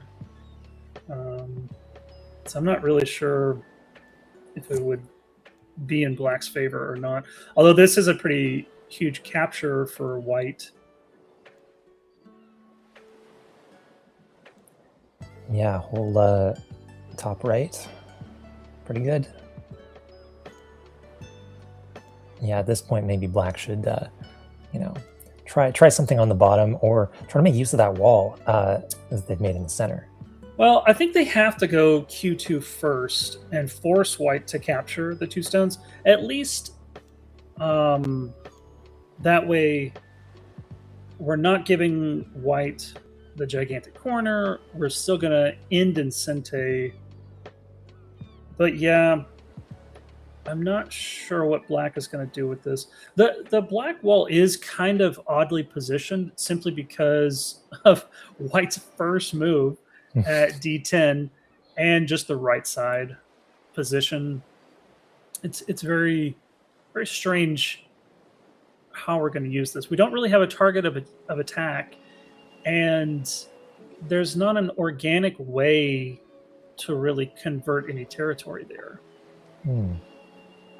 Yeah, they'd have to box in sort of three sides, but hard to really attack to make those sides. Maybe the bottom first, build something up there. Okay, so he does go for that exchange. Yeah, there's a lot left in this game. So, black will probably have to be patient with the thickness, with the wall, and figure it out later. So we'll probably see, black trying to split up the rest of the board in an effort to, find some weak group to chase around so that they can actually utilize their thickness properly.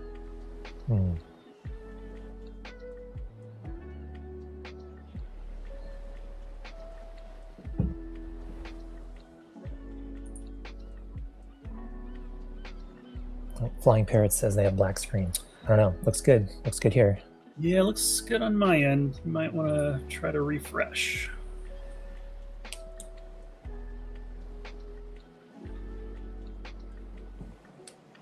And shout out to the organizers of the tournament, Enrique doing a great job, and Devin holding it down. The Duke Club, yeah, it seems to be going smoothly, and tournament on time, which is, you know, weird for a Go tournament. So.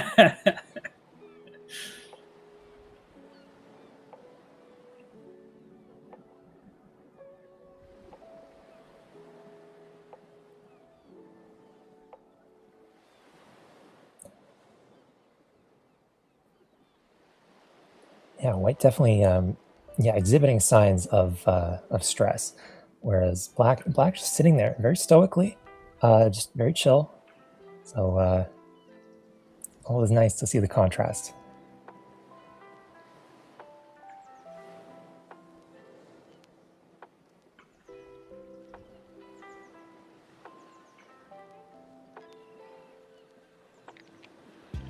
Now, can anyone identify that watch that he's wearing? Ah, yes. Here we go. Okay.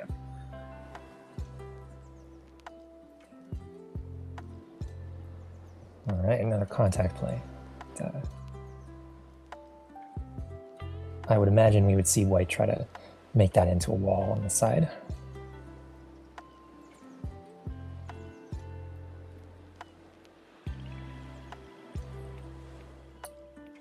I'm expecting White to just clamp down on some more territory here.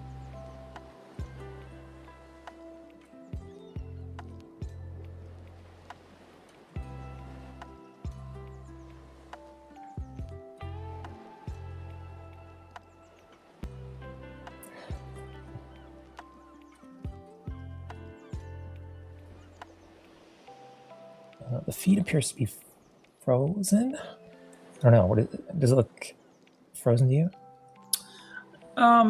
Every now and then, but it catches up. Okay. I am eager to see what Black does on the bottom side, though.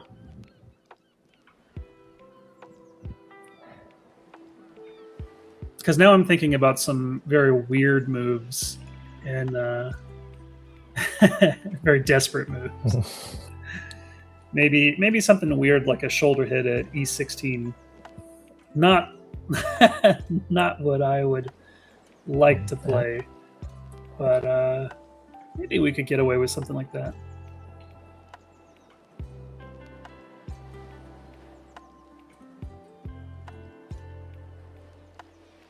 Now, wouldn't that let me just make some markings here? Wouldn't that let White take a big corner here? Yeah, absolutely. We've got to find a way, to use this wall here. So if we can figure out how to make a boundary this way, then realistically, like this is the only thing that we're going to have to figure out. Because if White, just plops a stone down in the middle, at that point we would have a lot going on. The real problem is that White has multiple ways to begin reducing this, so it won't be easy for Black to get away with something like that. I think it's a little. It would probably be easier for Black to just play this way, but we'll see. I'm glad they've slowed down a little bit. Yeah, they're pretty close on time. They've both got 33 minutes left ish. Plenty of time for the rest of the game. Oh wow! So Black ignored the upper left. That's interesting. That seems big.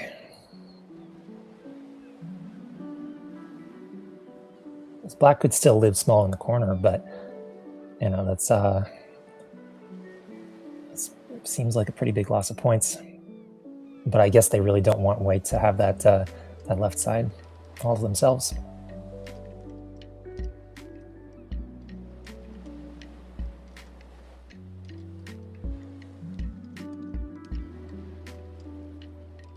Well, I'm trying to figure out what black actually wants here. Like, I'm wondering if there's let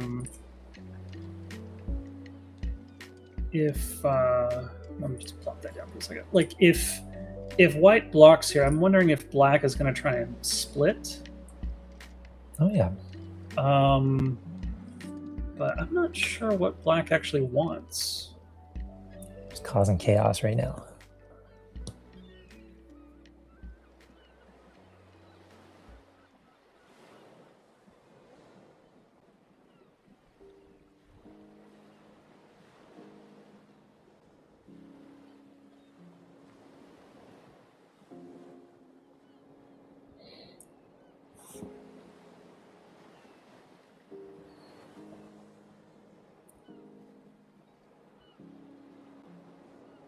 Yeah, this is, I mean, that opportunity for, the extension here, but doing the double Hane, that's very much like you're starting a fight.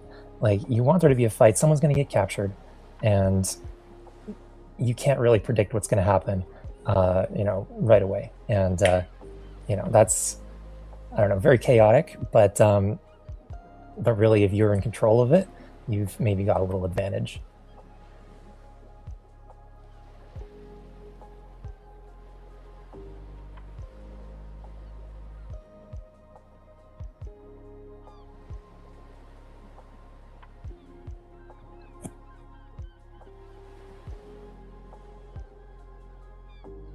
White fidgeting a little bit. We saw some fidgeting from black earlier, so I don't know. Things are maybe heating up in the room. Anyone know what the temperature's like down there?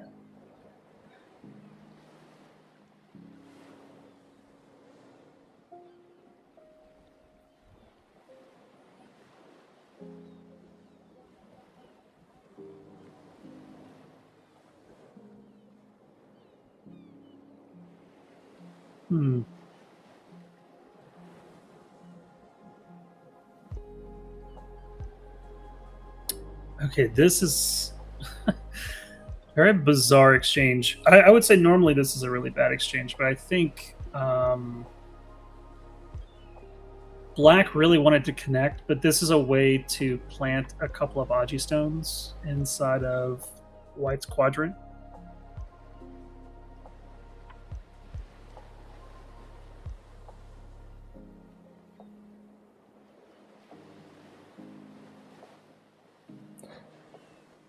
Well, weather in San Diego, 67 degrees Fahrenheit and sunny. Seems tolerable.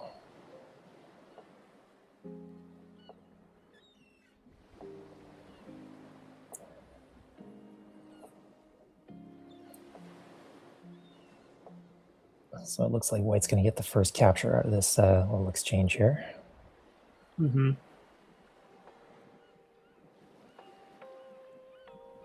I think this is still fine, though.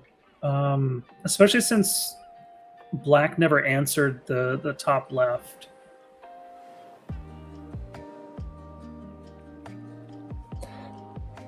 And if they play it right, they can still make a good wall down this left side. So work with this wall up top.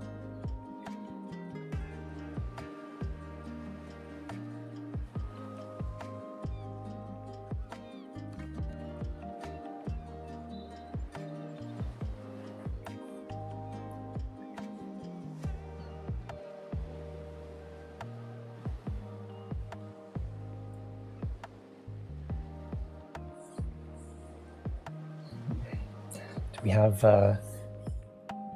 we don't have any AI stats.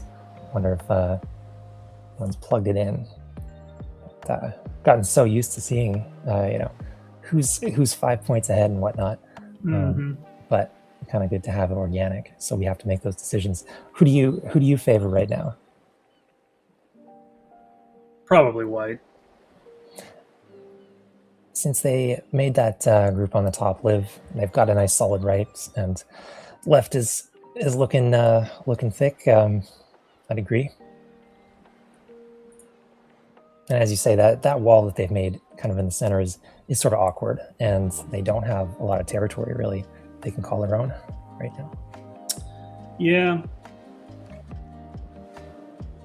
I mean, sometimes that can pay off. You know, I mean, influence is an investment. But as unfortunately we know, not all investments work out.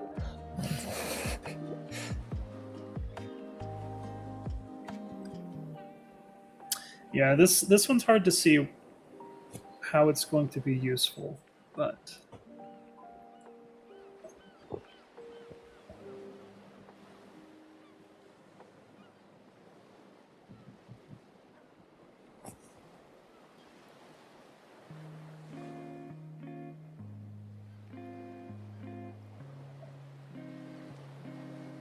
I think you're right, though. I think Black is trying to figure out how am I going to make this work, and then how are we going to make this upper left corner work. Okay, so we started with the upper left.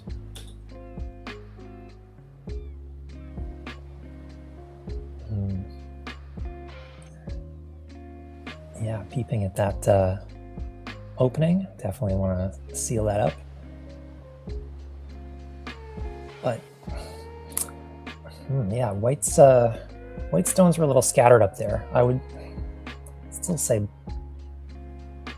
they could connect up to their top middle group, but I think Black can still make some good points up there.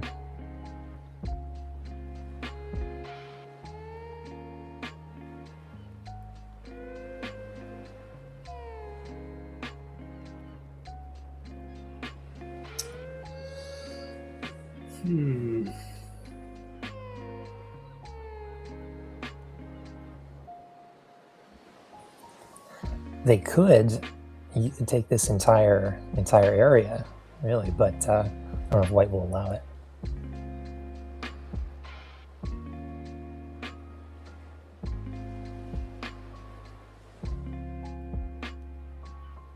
Star point on the bottom sort of speaks to me. Who's gonna take that first? Yeah, the openness is bothering you. Yeah. Yeah, I'm wondering if White has some Sabaki right in here. I'm not very good at Sabaki, so that would be very difficult for me to actually answer. But these are some moves I'm thinking about. But I am a little surprised that White came out, because I think White doesn't have to commit to this so immediately. I think there's still plenty of time for reductions and building. Maybe adding to it sort of helps. Maybe helps a push from this group, sort of make a bigger quadrant. But potentially, but I think what it really is White is trying to find a good way to not have to make Sabaki in the upper left and just maybe claim this for his own. Could be.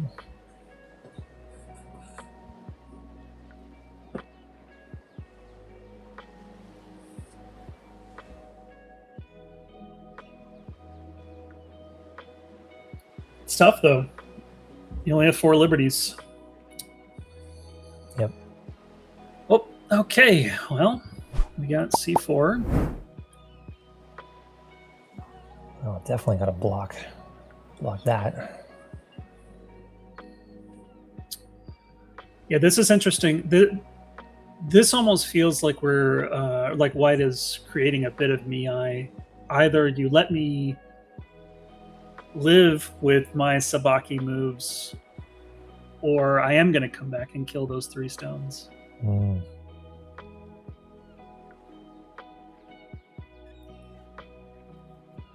Oh, they just added an AI thing. Thank you, Dallin.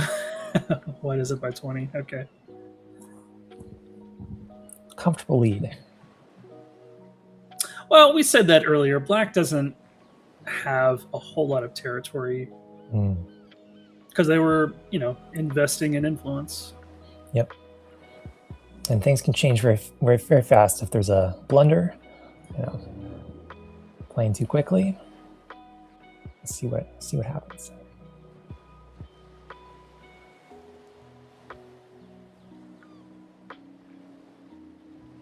I thought I missed White's move there for a second, but I think he pulled back. Yep.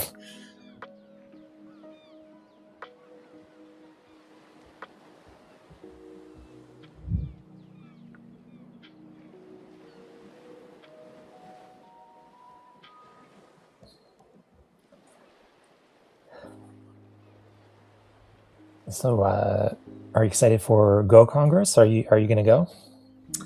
I will not be going to Go Congress. I've never actually been. I'll get there one day. Me too, hopefully. Okay, so White trying to surround those three.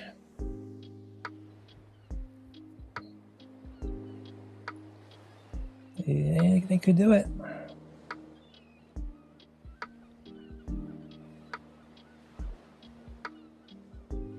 Yeah, F8 is also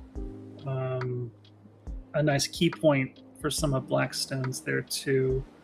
Anytime we can break our opponent's shape, we're probably doing something correctly.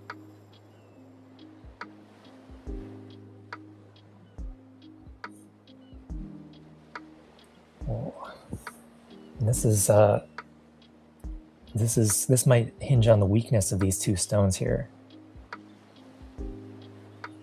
So we're gonna see everything sort of come together, and might be a little capturing race. And I think those two might be the critical weakness for Black.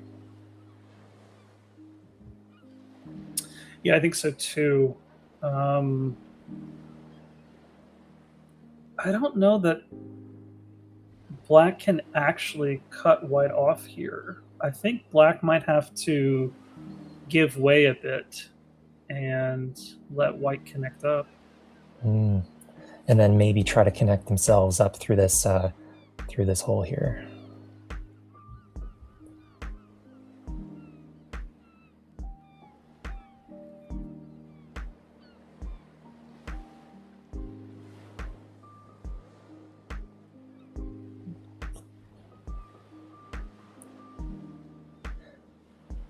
Now it seems that Hunjo has not touched his Ferrero Rocher, which is hidden behind his Go Bowl. I don't know if he knows it's there, but at some point, you can take that boost.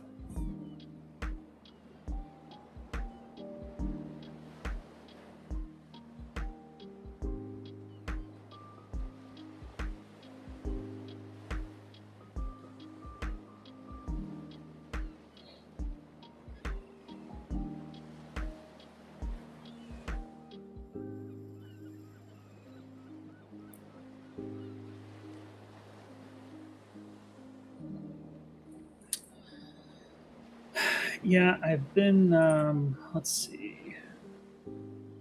Why does it start me on the wrong color?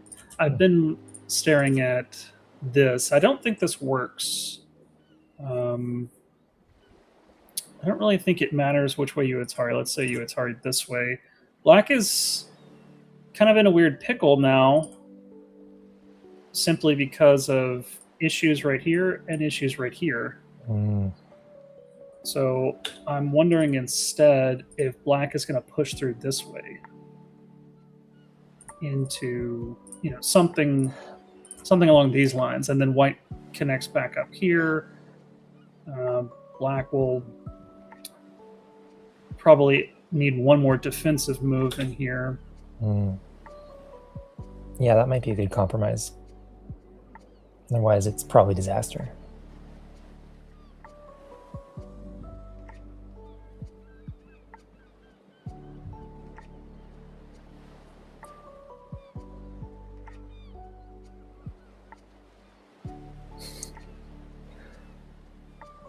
Daniel proposes a more delicious version of Go.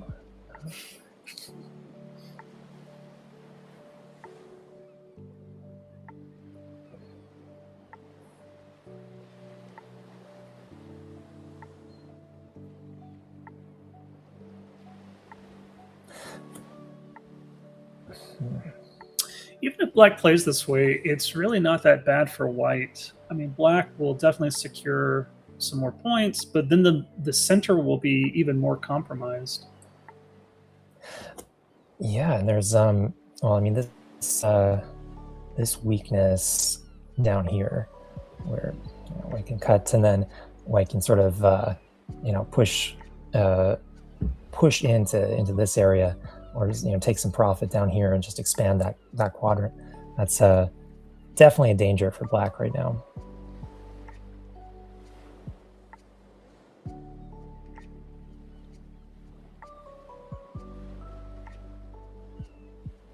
And it looks like black is now on their back foot in terms of time, running down almost around 23 minutes to white's 30.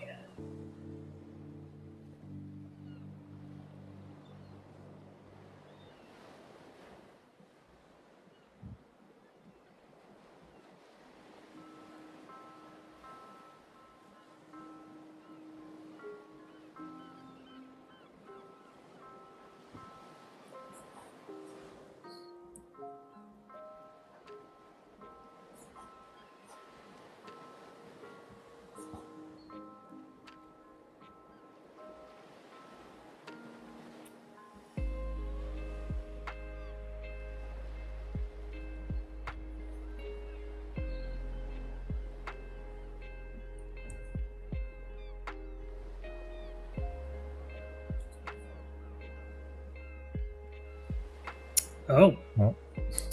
Okay. Well, now I'm excited to see how black's going to deal with this.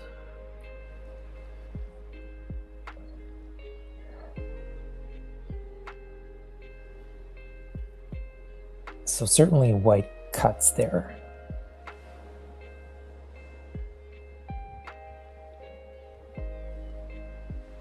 Apollo Go, hello, welcome. It's a rare Mirth Turtle Octopodes Titan stream.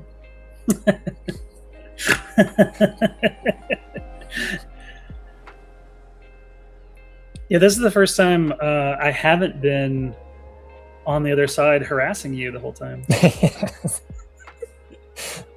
We got to do this more. Yeah, before the stream, I was like, Octo, do we have chemistry? And it was like, we're going to find out. So you get to be the judge. But yes, thanks Peter Club for putting this together. Octopus versus Turtle. Yeah. Yeah, have you been playing much recently? I have been playing. I've gone back to KGS and trying that new playgo.gg, but not streaming too much. So hopefully I get back to that soon. But, okay, now we see a little tension down there. White pushing black, making them heavy and trying to bust out into that center. I wonder if white was worried about a capturing race. If white cut first at e6, maybe that's why white's going in this direction instead.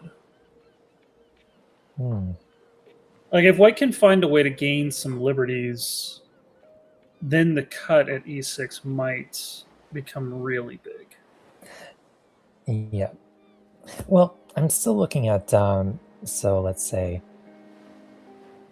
first, I mean, white might do this first, whoops, and then there's a cut there, but come down, and then they really don't have too many liberties, but I'm sorry, I don't want to, there's so many stones being played right now, but it looks like that's what's happening. White is gaining a lot of liberties and just running into that big center.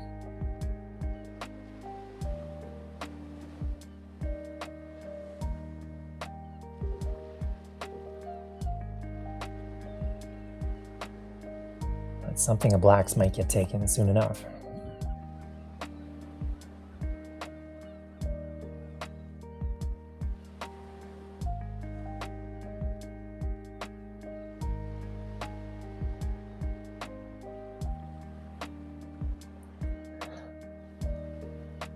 Oh yeah, Apollo. Let's see if Playgo.gg gets to OGS levels.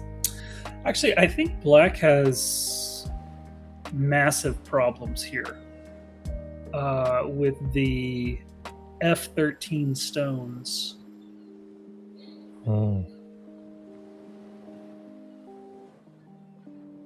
Yeah, that'd be nice capture for White. And they don't have a lot of place to run.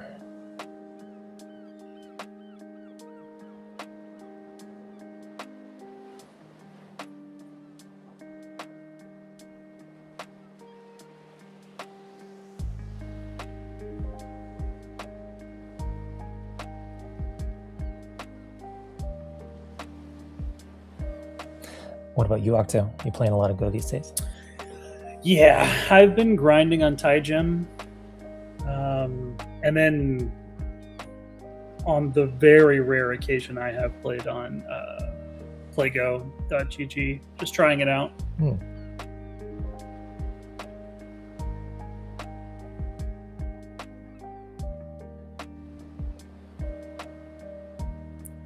right. Huh. Block. I was not expecting this.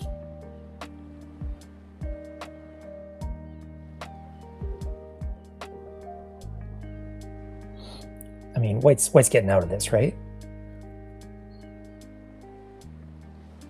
I think so. I'm trying to find the best way to do it.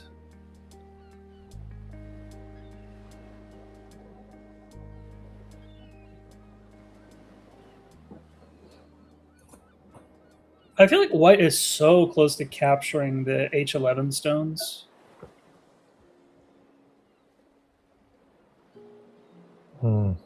Yep.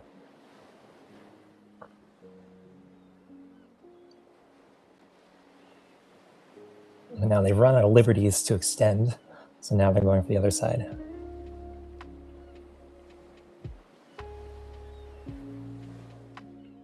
Yeah, isn't there an issue here? I mean, I think there's a Hani I'm not counting.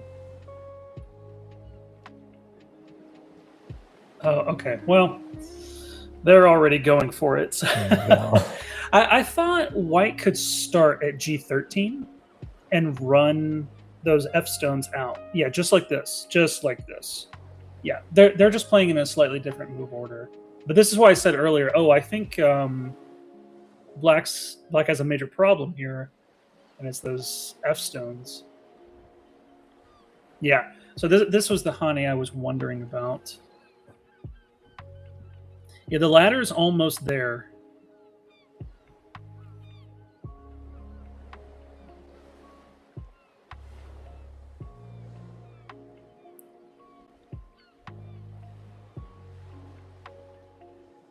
Yes. The White had to make sure that the F10 group had enough liberties to play this way. Very clever. Yeah, they'll probably get one of those two groups. Yeah, I was getting ready to play out something similar because I hadn't actually looked at the G15 Hane. I figured that was like the one move I hadn't looked at that probably was gonna, either solve or delay Black's issues.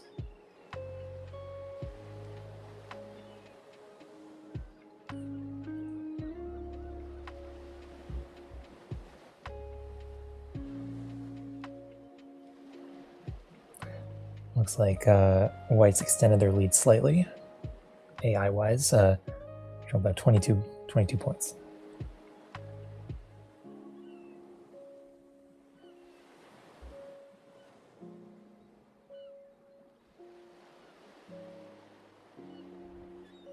It still looks rough, though. Let me just get to the right color. Like, let's say we start here, and we go into the squeeze, and now we cut.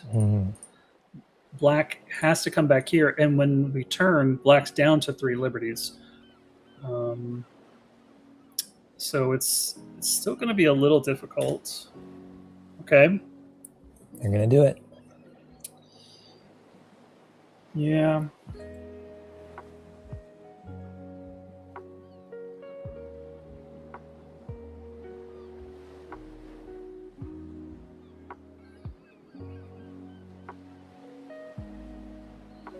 Just like you said.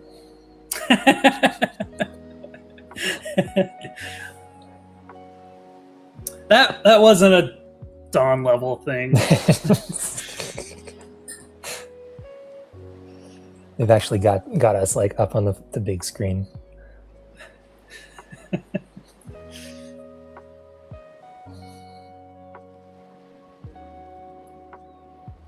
So now it's say RIP that group, but still a little fight going on here. Black could, if they succeeded, make a little dent in that quadrant, but I don't know. The chances are.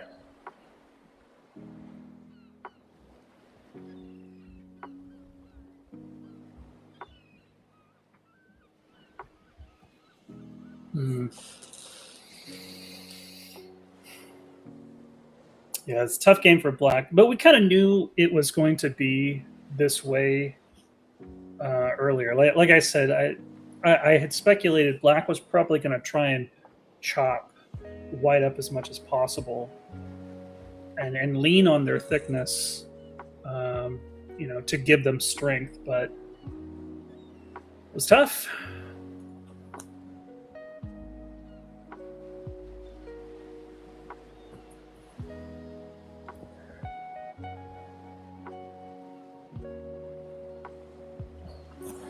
Yeah, okay, so Black, considering their move, the top right or top left, sorry, is pretty much theirs, and White could do some shenanigans, but it seems they've played solidly and they can pretty much lock that down. But I guess there is this this cut here. Yeah, that's a bit troublesome. I think Black would give up the 3 stones if it came down to that. You're probably right.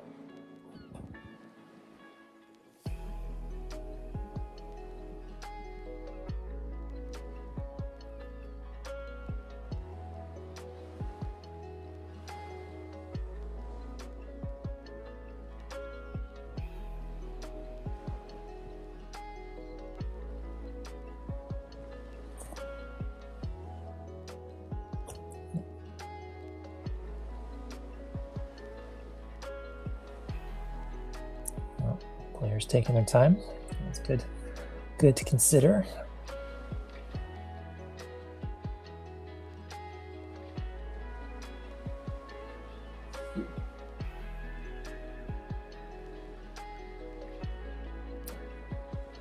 Well, we can see a little bit more of the room over here. It looks like they've got an air conditioner. Looks nice and spacious. It's what you want, really. And that lunch sounded delicious, I gotta say.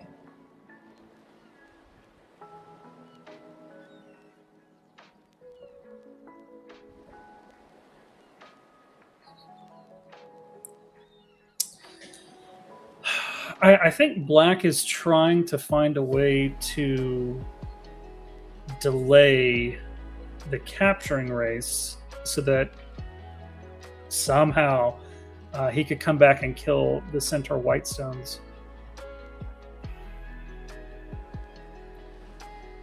Well, interesting.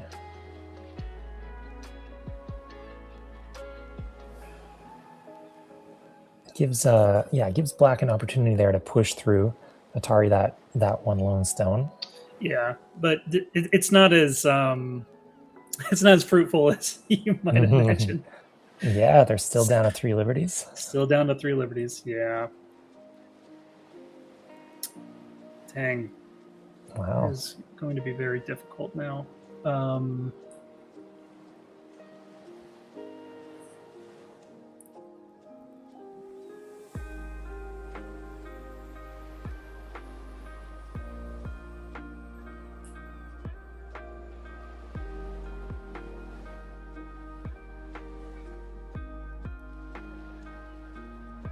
I think White's just fine here. Yeah, I don't see a way Black's ever going to recover.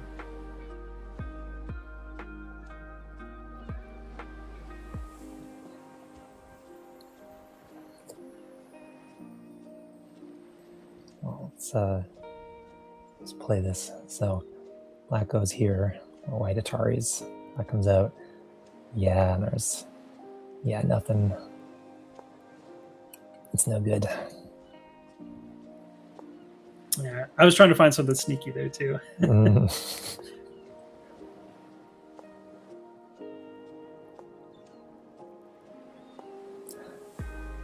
So with that group essentially captured, I mean, White's busted into the center, sort of possibly the whole bottom part if they want to take that star point.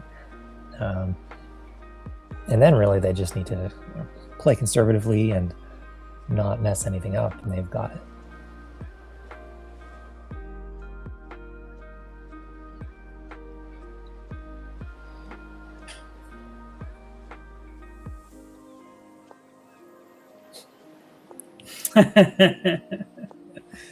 Yeah. Back from out of nowhere.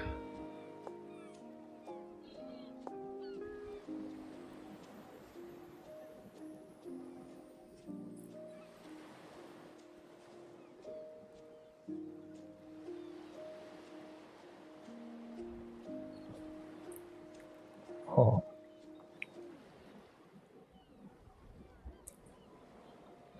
Devin was talking to us on the private line. Super secret. Yeah, but thanks for the tips. Yeah, we've got this whole interface here for messing around and commenting. It's really cool, and I would say it was built by Tang Jihao. We used it last tournament, and it's even better this time. At least it's a little more polished. Seems really capable. So hope it gets used in tournaments going forward. Oh, here's that cut.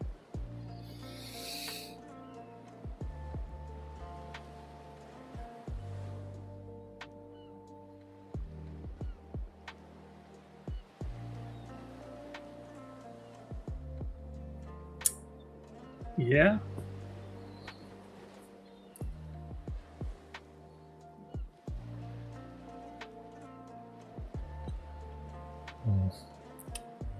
I don't know what's. I mean, the AI hasn't changed much, but I don't know. Looking pretty good for White.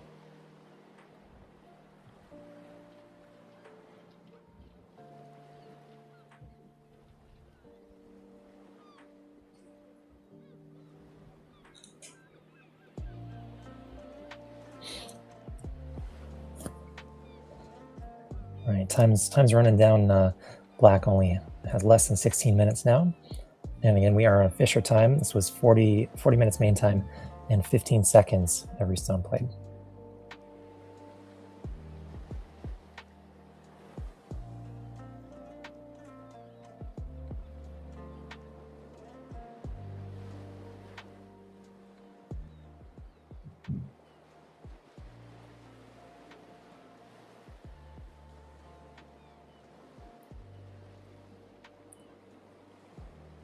Okay, White protects both groups.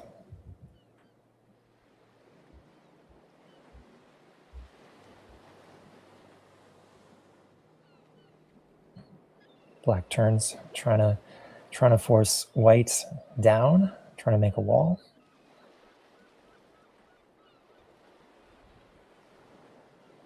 Bamboo connection.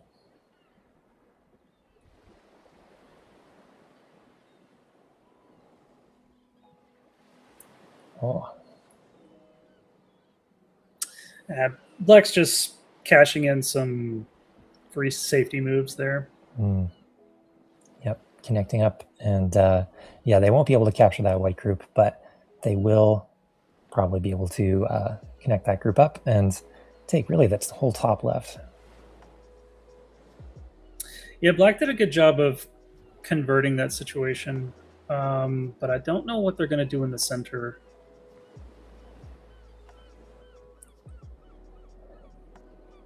I guess they could play some. I would just be like playing moves here, or maybe attacking here and trying to make a wall along this side. But I think that's a really good guess, to be quite honest. I think this is what Black has to go for. mm.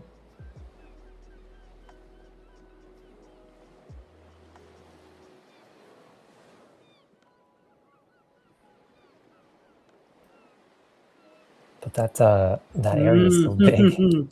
Wow. Okay. Yeah. White heard you talking. Oh, I think It's Black over? I think Yeah. Black just resigned. Ah, That was GG. going to be. I think you were right on the money. I think that was Black's next plan. White shut it down, and that was that. Yep, and there's really no way to come back from that. It's I mean, White's shown they're not gonna mess up. They played well. So Well, yeah. White's undefeated record, is still intact. Is anybody going to take him down? We will see. So next round we've got round 3, and I think in terms of commentators, Telegraph Go will be hanging out with you.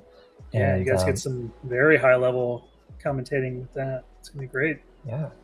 And maybe we'll be back for some other tournament, but thanks everybody for coming. And yeah, we gotta plug our own channels at this point. Yeah, so I'm MurthTurtle, MurthTurtle.com or twitch.tv/MurthTurtle. And this is Octo. This is Octo. Alrighty, well, everybody, stick around. Got round 3 coming up, like MurthTurtle said, and thanks everyone for being here. And Enrique is about to do an interview, so we'll let them. Wait, do we switch over? How does the switching work? Oh, maybe in 10 minutes time. Okay, thanks everybody. Yeah, let's switch it to I don't know. What do we want to do? Do we want to chat for like 10 minutes until the interview happens? Devin said we can go to break. Okay. All right. Thanks everybody. We'll see you next time. Thanks. Bye.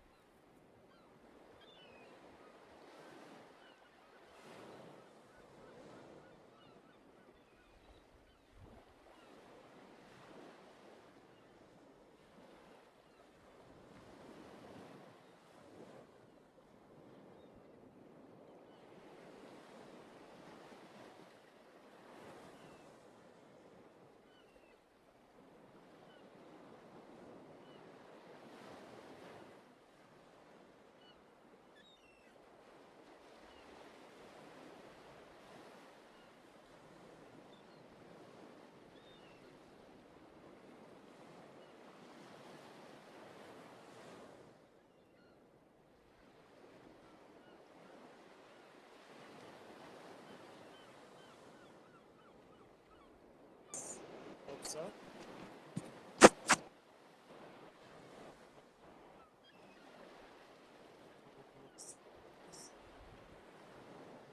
Let's start, and then we'll go from there. So, congratulations on your secretary for round 2. Viewers that are tuning in, or maybe they don't know yet, why don't you start your name again, your AGA, and maybe tell us what's been maybe your favorite moment about this tournament so far. All right, thank you very much. Hello everyone, my name is Si Yuan Fang. Right, my AGA ranking is equally A7, and I lost lots of things about this place. A lot of fun, a lot of nice food, and my favorite part is the food. Okay. Enjoyed the taco. I enjoy it. Yeah, it's like the Michelin cat. Oh, Uh, I appreciate that. I appreciate that. Yes, it is very, very good. we did the best play. Guys put great games, and I feel like as an organizer, we want the best for you guys. I really appreciate that. So this was round 2. One thing that was different about last game was a little fast, right? Round 1. This one, I saw you take a lot more time.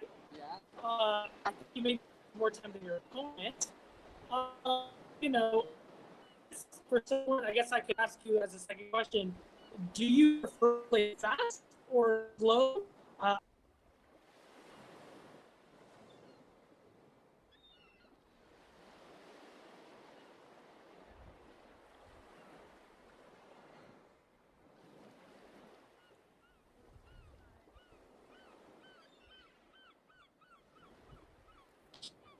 Yes, I played very fast, so I prefer the fast game. But if I get more times, I can use it fully to thinking, to preparing a lot of stuff. I need to think further. But for my prefers, I love the fast game. Okay, awesome. Just I have a couple of questions that I saw. Somebody asked, they really wanted to know if you had sort of a rank, official rank for China, a Chinese rank. They want to know if you're like 5 Dan Chinese or 6 Dan Chinese. Could you share us maybe what your official rank is? Yeah, my official ranking is 6th Dan in Chinese. Okay, gotcha. I got 6th Dan in 2023, Mhm. and I remember I got 5 Dan when I was like 9 years old or 8 years old. Wow. Okay. 5 Dan, yeah. And in 2023, I got 6 Dan, and I'm trying to like become a professional player. Okay. And every year I will enter in the Gaopo, means the entrance tournament to the professional like the tournaments. Yes. Last year I played it. I played against and I ranked it number 9. Mhm. But the top 6 will become professional. I see.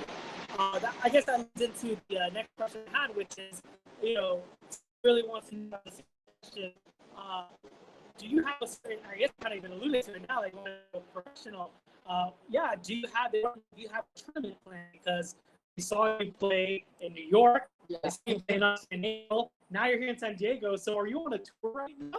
Just going through all the major titles right now? Is that what's going on? Oh, I just love playing the Go game because like San Diego and like Austin, like I play the game because my friend is the good player, which is very nice people. Yes. And then I can go to the cities because I just came here for 1 semester. I see. Yeah, because it's my exchange semester. So yeah, so I try to make a lot of friends, play a lot of tournaments, and travel a lot. Yeah. That's not Oh, it's a great plan, and it's working out so far. And, I hope that the future playing here will get to the next qualifier.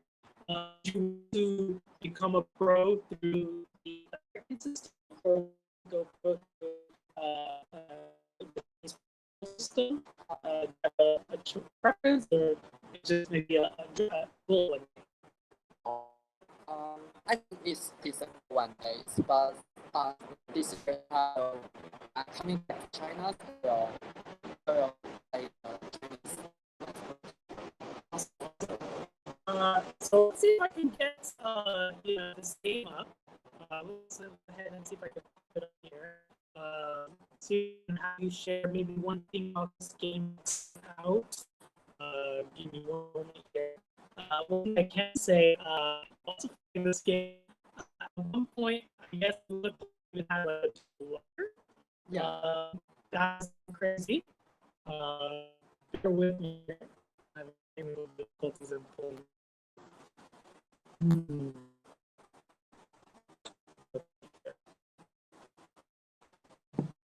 Oh, if something can't pull up, we can just go on the next one. But let's give it a moment here. Okay. Take your time.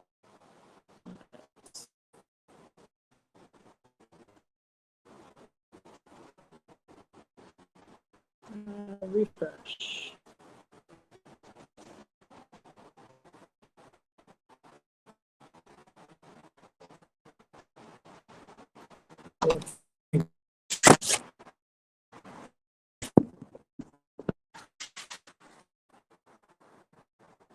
Just double check that the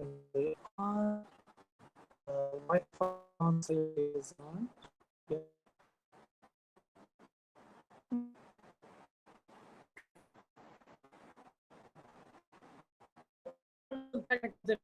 I will pull up the game. I guess we'll video later will catch on it. If you could describe your take on that game. Play for or get the feeling from that game, but take away from At the moment,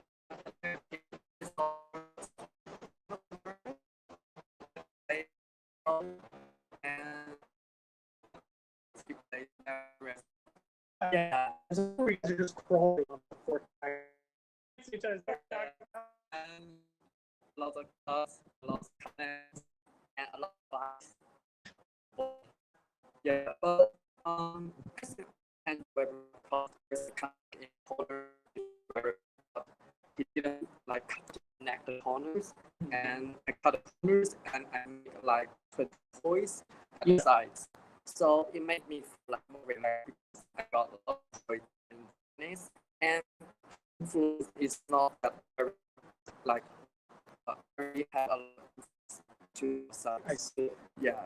So that was a hilarious. I think there was a mistake in play of my opponent, so I cut the small dragons and again. Yeah, and that's impressive that you felt like you're already up 20 points. In the stream, we had to turned on AI counting, and AI that you had like 20. So, counting's fun. So, great job, man. Okay, so you've won the round so far. How are you feeling about having wins, and how are you supposed yourself for free? Because it's very likely the person who gets three has also won the last game. You feel the matches are getting tougher? How are you feel going to round 3? Yeah, I feel like I can tough and again. And I think it's just like reset and bring back the yeah. I great one is that is really loving your play style. You call your play style in a good way, like with the boss. Just very aggressive. I didn't enjoy your play style. We definitely have one you know, 30 people watching and saying, I think you should say to might be supporting you. This tournament or your goal become pro, or you know, really rooting for you and your playing. So much your fans good of my opinions and maybe one day we can try. Every fans can try to play in the style. Try it works. It's very easy because it's AI generated. It's AI plus it's very standard, but out of the AI thinking and everywhere, and you try to make the song more efficient so you can Very interesting strategy. So you don't always have to follow the AI trends. You can create your own trends. exactly. Maybe that's what it's champion. Thank you so much for your time. I'll let you go and you reset. And hopefully we can start the next round. So I'll let you go. I'll go ahead and let you go. So this segment of the post-game player interview. Apologies for the technical difficulties. We'll see if we can get that sorted out for the next one. Hopefully you're able to see and hear me. But with that, I'm going to close this out and we'll get ready for the next round of carries. I'll run for 15 minutes, but we do have, a beginner's tournament to kind of wrap up here. So I'll see what I can do. All right, stay tuned.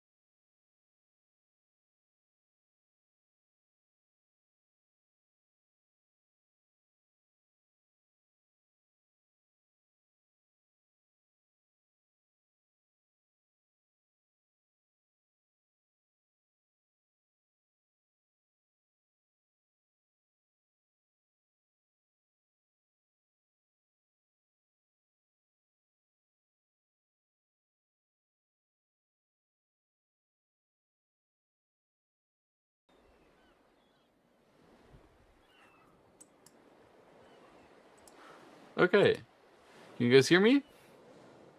Hello, hello? Let me check. Yes, you should be able to hear me now. All right, great. Everything's working. Hello, hello. What's up, Go enthusiasts? We are here to watch round 3 of the San Diego Go Championships. This game is between Jasper Liu, 3-time defending champion, and Xuan Fang, who hasn't played the last 3 times, and he's very good. Very, very good. He's been apparently crushing it the first 2 rounds. Really, really high AGA rating, like 8.6 Don.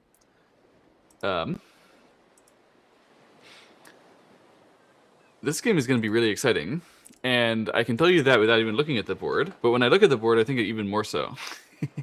the opening here, these side moves at D10, R10, they were played first, and the corners were played by Jasper while that was going on. So that's why Jasper has 3 corners where he played first: the upper left, the upper right, and bottom left. Meanwhile, Xuan Fang was happy to just take the bottom right. And it's to that one which Jasper has just done one of these annoying, I can go maybe take it in the future invasions. This R4 concept where you let them block you. Normally that's a really bad shape, right? But then you play S5. The concept is actually pretty common these days. There's a few people who are doing this, where White is very happy to play S3 in the future, because when you block, then they'll play S2. They get to play T2. They reduce you a lot, but they're also happy if you block that. So it makes sense that Xuan Fang is going to allow that to happen, because basically if Black ever blocks at S3, that's just way too slow. It's unconscionable. And so Atari on top is a reasonable way to try to handle this. If White connects, White becomes a bit heavier with those stones, and the S3 becomes less good shape. If White doesn't connect, then Black is happy to block off the corner by getting to capture some white stone maybe in the future. So that's a interesting variation here in the bottom right. Something that I actually have wanted to look into but never actually looked at with AI. Yeah, my understanding is that the way that the white players play this is by playing away, if you ever try to Atari. So what I think I saw, like 2 people have tried this against me on Fox. But I think I saw the AI recommend was R6 instead of R5. But I could be wrong about that. It seems to make sense as well to play R6, because basically after this Atari exchange and you actually get it, then you're probably going to want to play R6 anyway. Meanwhile, the follow-up, if you play R6 and you get to block at S6, that would have been a lot better than the follow-up after just this original move at R5. But anyway, it's reverting here as they continue to play. White played the attach at Q10 and just sort of forcefully made Black stronger on the outside there. That was in order to relieve the pressure on his right side group. But the downside is that Black got a very comfortable looking Tiger's Mouth that you usually don't want to give that to your opponents when they could have been weak. So Black is feeling very satisfied that his attack on the bottom right group was successful just enough to make him actually strong with that single stone at R10, not have to worry about it so much. And he used that to try to approach on the top side. And he's even going to cover the upper right white group here by jumping. This is aiming at some small problems that White can have with life and death in the upper right corner. It's not going to die, but Black might be able to make some nice shapes when White has to worry about actually dying in the future. So it's always nice when you get to manage this kind of surround. You just leave the pressure on the opponent. Ask what they're going to do about it. How they can actually continue. Okay, so the end result here. White seems relatively stable on the bottom right. there's still some stuff that can happen there, but should be okay for now. The black bottom side, those 3 stones in the bottom left, usually you don't extend all the way to M4, right? The Joseki that all the people at Q level will play is K4 or K3. And sometimes I've seen pros in the very beginning of the game play L4 or L3, like intentionally, just trying to go a little further to ask that the opponent invade them. They really want there to be a fight if you play L4 or L3. So overextending sort of encourages the opponent to invade and start a fight. The stone at M4 is so comically far away that it definitely encourages a fight. And of course, black is extremely uninterested in defending that. We could absolutely be seeing some invasion for white. You could start at H2, H3, H4, whatever you wanted, and just come in. And that would just start a new sequence where white would have to worry about the right-sided group again. So maybe he won't do it right away, but definitely something to look for. The left side stone at D10 there, that was like the first move played in the game, I think. You can see why people don't play on the side in the first step of the game. It's not looking that well positioned right now. We definitely wouldn't play D10 if we could put a stone down now. But it's fine, it's just sitting there.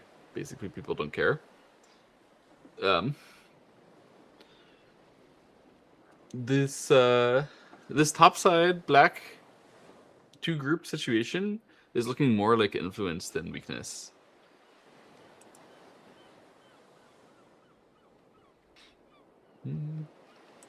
We're working currently at the cameras, so we can get a camera of the live game. Unfortunately, it sort of broke down just before this.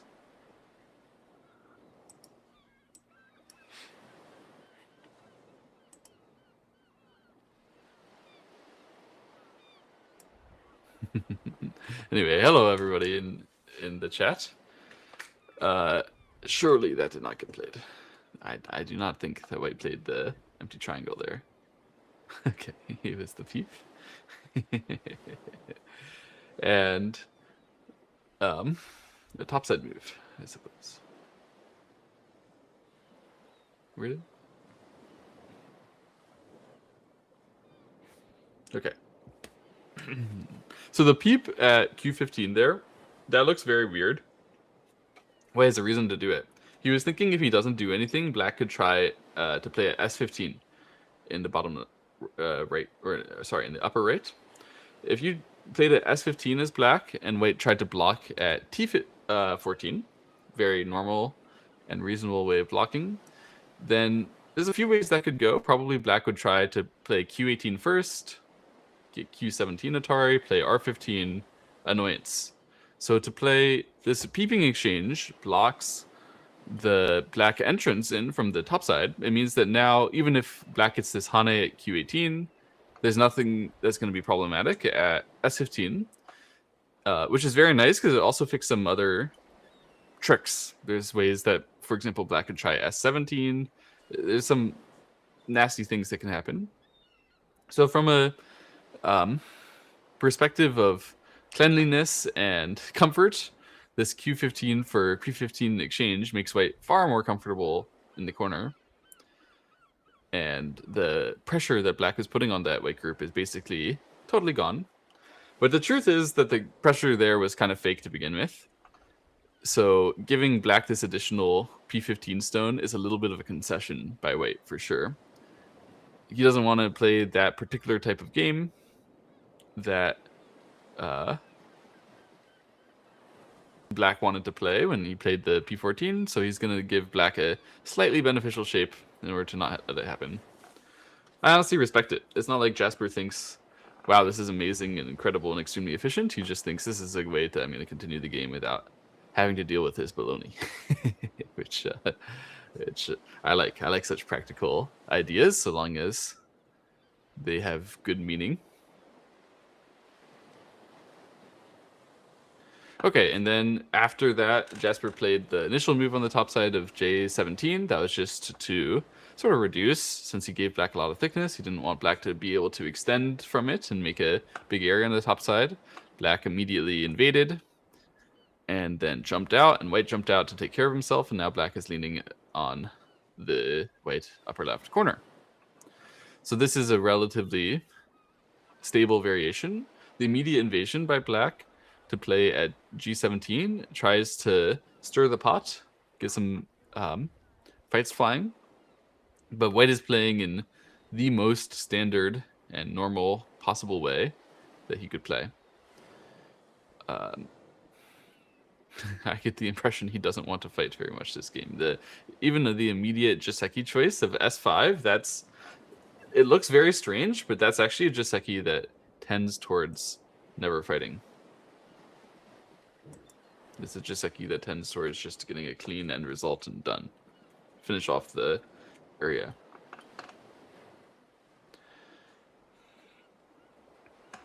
Honestly, what black did leaves like the most aggressive possible resulting position down there, I think. And black is also invaded in the upper left, so you can see which one of these players wants to fight. It's black. Black is this 3-3.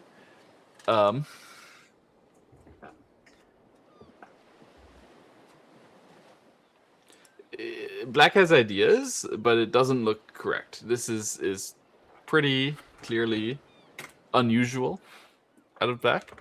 Now, the concept that black has is that if white is going to go after me really hard with his c17 stone, then I'll be able to squeeze them down and force them to capture in an awkward way. So, for example, if white would play at c16 now, that would be able to kill the c17 stone pretty difficult, like pretty hard, pretty harshly. But black would then be able to play at c13, still put pressure that he's going to get a response, and he'd be happy with the c17 for c16 exchange, because that would give him more pressure and the top side around e18 compared to if he had played c13 directly. So his concept here is like, I want white to play a couple of moves on the left side so I can compress them, make him small.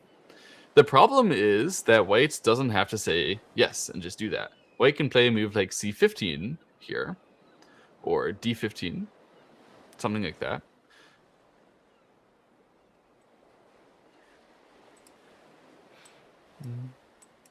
Yeah, I guess I can do a screen share instead.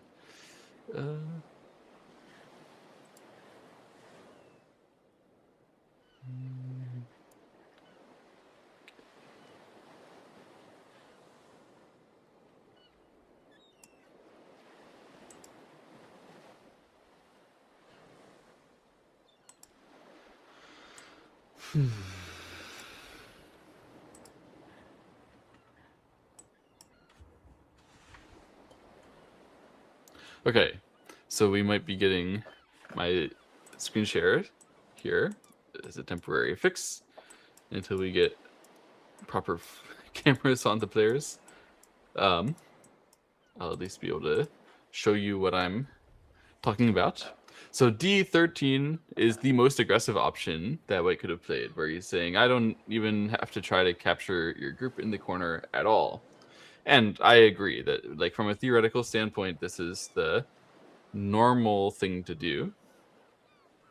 A lot of the time, you should just allow the opponent to play in your corner when there's other stuff going on in the nearby area. So from a strategic perspective, black could commit to the upper left corner, and if nothing else were going on, that would be a good way to score a local victory.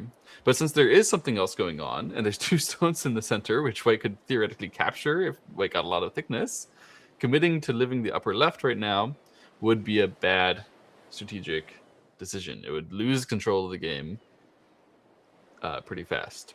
So I like this D13. It gives pressure. It means that, yeah, black actually has a pretty hard choice to make at the moment. Black has to figure out how to manage this fight without becoming too much. Yeah, there's a few options. Maybe black could play A or B. I think B is not good because it gets Atari'd. Maybe black could play to push inside. But yeah, this Hane seemed like the best option for sure. There weren't anything else that looked amazing. Oh, and it seems we're getting a result relatively quickly if it's going to go like this. Into the fighting.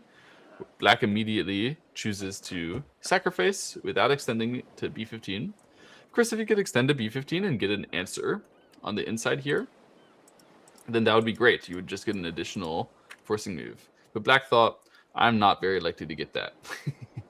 There's a few things that can go wrong there. Maybe even just connect on the outside by White and clamp here. Likely to kill the Black group on the inside anyway, without Black getting a squeeze necessarily. So he decided to immediately Atari. This is a safer way to go about things, and he probably thought this is still not that bad. It's almost like it's reverting back to the variations where White could have played here directly. And Black Hane, the difference is it's like Black threw in a stone at B, but other than that, it's actually not that good for White. So this Ko, if White would answer to that, obviously White would just be getting bullied. The normal way to handle that is not what he did. This is strange, this attach, but it has good reason to be played here. The normal way to handle this type of Ko is to Atari like this. So the point is that if you can get that exchange and then lose the Ko in the future, it's a far better position, because now when we do other random stuff and we lose the Ko, we're very happy to have exchanged A for B. A is like a mildly useful stone and B is absolutely useless. So that's typically going to be very good for White if they get a Black response. So this is already setting up a position where White can like win the Ko in a comfortable way. And from Black's perspective, Black can nullify the C12 stone by winning the Ko. So White doesn't need Ko threats. Maybe White thought he didn't really have any Ko threats. And this is the reason why he decided instead to play the attach here.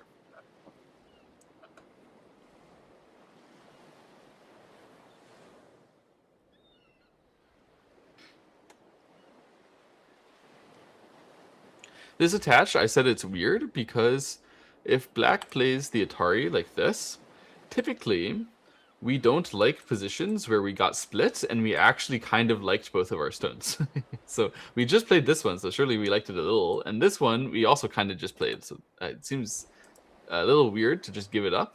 But I think that Jasper's point here is that these two stones are really the decider of who's going to be winning the fight. That's at least his fighting judgment from what I can tell. So it seems like he's thinking, if I get to block here, and using this shape, I can still block there, and I can still cover them. If White is getting all of these points, it doesn't really matter how good Black shape is in the bottom left, or on the left side. So what if they get a really nice shape to take that area, if I get to take all the top side? It's a little bit difficult to show that you'll get all the top side. Excuse me. So Black is thinking here to figure out where exactly the holes in White's plan should be. Like, what exactly is the shape problem? It feels like there should be some shape problem. Like, what White is doing is a little bit flimsy. But I don't see any immediate direct answer. So Xuan's going to think about it.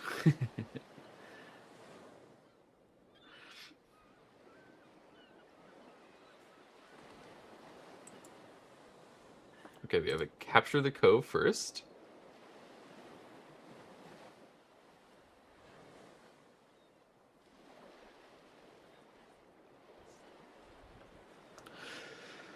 So White still has very few Ko threats, but I think the reason why Black started with capturing the Ko is because Black is thinking about, if White blocks here, I could just push and short the liberties of White.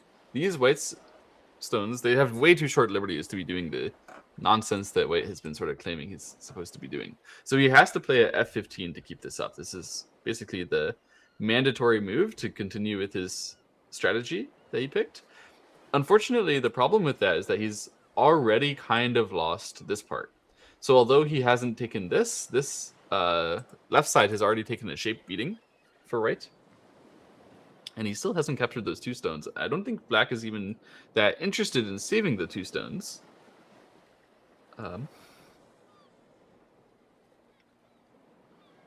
I could be wrong, but yeah, I actually don't know what black should do here. I'm not really sure if anything is that important in the upper left anymore. But maybe there's something. It seems to me more like I should just play like L17 or something basic to give pressure, and allow white to clean those stones up if he wants. If black wanted, he could totally save it, G14 or H14 as well.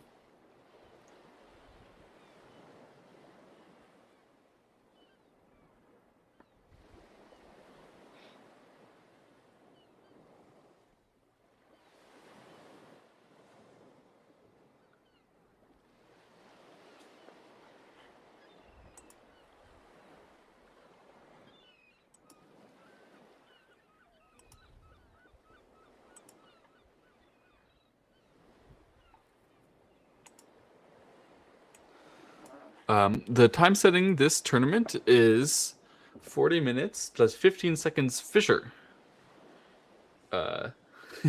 So the games could be very long, up to 3 hours. If you had a 400 move game where everyone used all their time, then it would be a 3-hour game on these time settings. Chat suggested to make the ko bigger, and black actually did it at b16. This is something that I thought black might think about doing once he has a clear advantage in ko threats. Maybe black already thinks he has a clear advantage in ko threats, which is reasonable. I mean, there's usually a ko threat for black over here. Sometimes we consider f2 a white ko threat. There should be a ko threat for black in this area, and maybe in the upper right. If I got to play q18 and a follow-up, then I could pretend I was trying to kill your group as well over there. Although it looks a little flimsy. It could happen. It could happen. Meanwhile, white's ko threats are not so numerous. It's a little difficult to find all that many.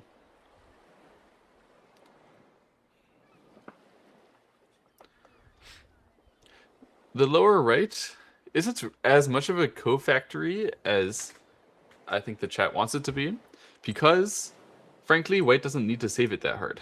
So I think that white is likely to be giving up those 4 stones when black plays r7 like this. Maybe I'm crazy, but my expectation here is that white would try to win the ko. There's not that great of a win the ko. Maybe it's possible that we can just answer as well. If winning the ko is great, we would do it right now. If white had a nice shape over there when they won the ko, we would definitely ignore this.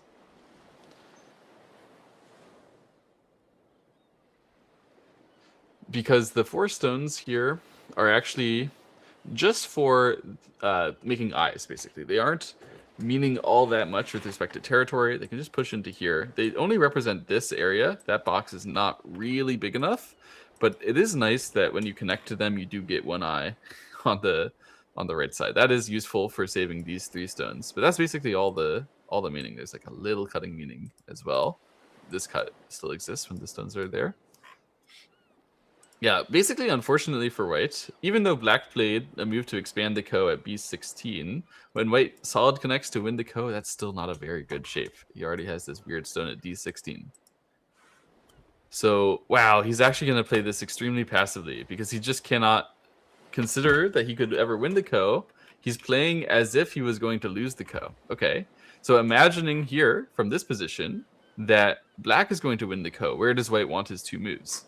He decided he wants them to be here and here, like that. I can like understand why white would do this, but it's clear that black has gained. Very clear. Oh, I think there's a scribing error. And black pushes out. So now black managed to become extremely thick along the left side, while white answered to take territory that he already had. It already seems like the game is almost out of Jasper's control.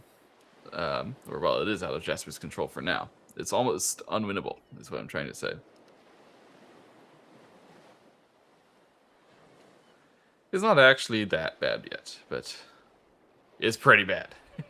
It's pretty bad. Wasn't white A15 a free threat, even if you choose to give up the cup? So often people can play this kind of move in order to just get one more threat. But I think the reason why white gave up as hard as he did isn't any particular fear, but he just thought black has a lot of good threats. So like after this, S9 is still a good exchange, and then after this, white was probably thinking he's going to give up the ko anyway. So if you do the same thing here, it's slightly bad for white to have given black these 2 stones compared to the 1 stone at A15, in this case at least, because of the B15 and the extra thickness here. Sometimes it's bad, sometimes it's good. But in this case, it would have been bad. So if he's going to play like this, it's consistent to play B17 right away. But he definitely should have fought the ko. Like, if this is the way he was going to play, I much prefer to play solid connect than to do this ko trading, where we're going to give black the ko in the sente. That seems crazy.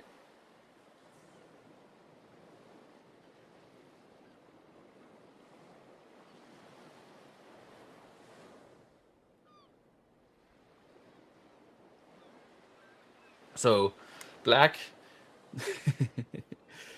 happy with his success, thinks this white group is still a little weak in the upper left, and his stones, he can definitely save them still, just as I said before. Now that he's thicker here, he's much more likely to be able to save them as well. So those 3 stones are coming out, G14, and now it's just black's decision as to which shape he would like to run with.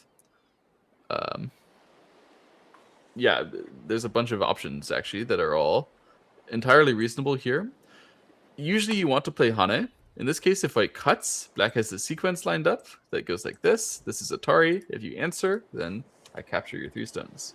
So white would not answer. It would go like this and here. This is actually a little hard to judge whether this is good for white or black. Usually when you capture 3 stones, that's great. But in this case, we have a terrible shape in the center, and these 3 stones on the inside are also dead. It actually looks like it might be good for white. So black is hesitating for a bit here. It's a little weird that we could Hane and it could work, but it could still not be good, just because we're so thick here that capturing 3 stones is like not actually gaining that much. Unusual type of position.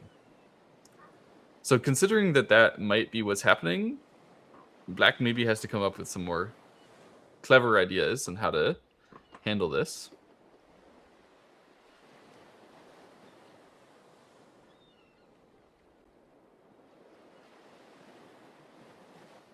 Bit challenging. How should we run?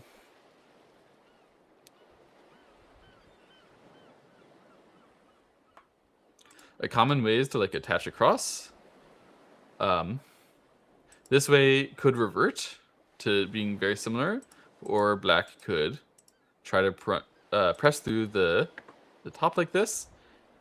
It doesn't really look like it's going to be good when there's a cut connect, and the black stones on the left side are so short of liberties here. I don't really think that black can actually keep this fight going. So in the game, black gave up and played the empty triangle. This always looks very painful and silly whenever it happens, but actually it's very commonly the best choice in these situations when you don't have another great working variation, and when there's an elephant clamp like so. In order for black to connect 2 sides of the elephant clamp, eventually you'd have to play at H14 anyway. So if you think like, oh, I have to come out, H15 is about the best thing you can do. Aha! So the black player stepped away from the board after playing this empty triangle. He must have also done quite a bit of reading. The most basic first thing to read is Atari. Or sorry, is wedge like this, which is allowing yourself to get Atari'd. I think probably the way that he's planning is going to be Atari, and connect here. This looks like it's very powerful, even though we could give up the 3 stones in the center. It would be very, very nice if we could. So first of all, white can't cut like this because they're going to die first. I don't know exactly what variation, but something like this.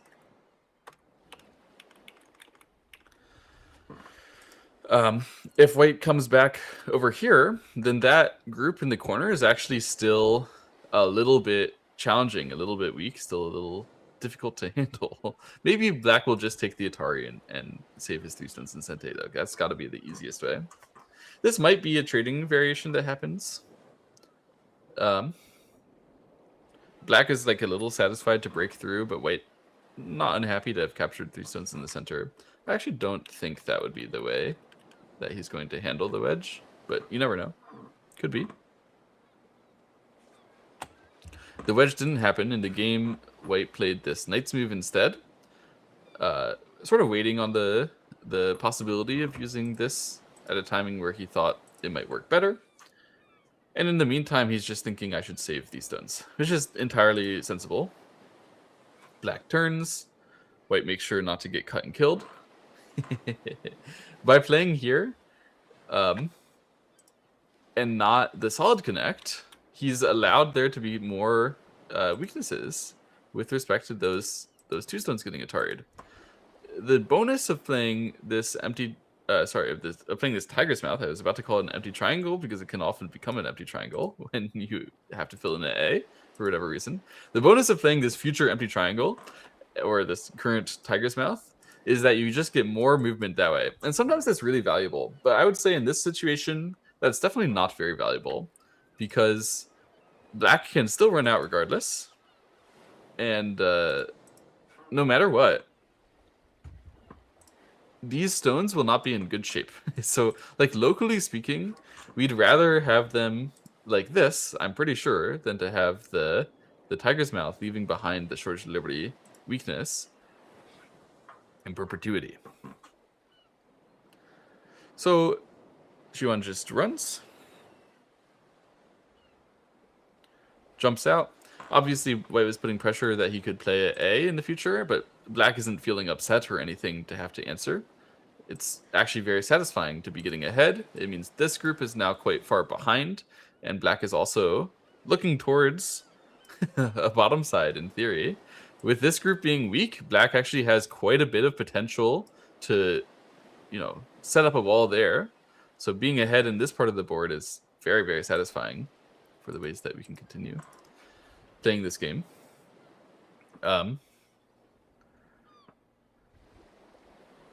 This game is looking pretty hard for white to play. So he plays this M16, taking care of his weak group on the top side.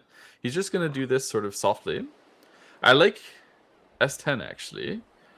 S10 and S9, both good moves, but I actually didn't think about S10. But the reason why you can't play that, so you could play that if you didn't have this Sente move for white, but S9 is definitely the move that was played in the game. S10 would be great if the opponent couldn't just fix it like that and then fix. So the point of playing S10 is that we're threatening to play the cut anyway, and Atari cross and Atari.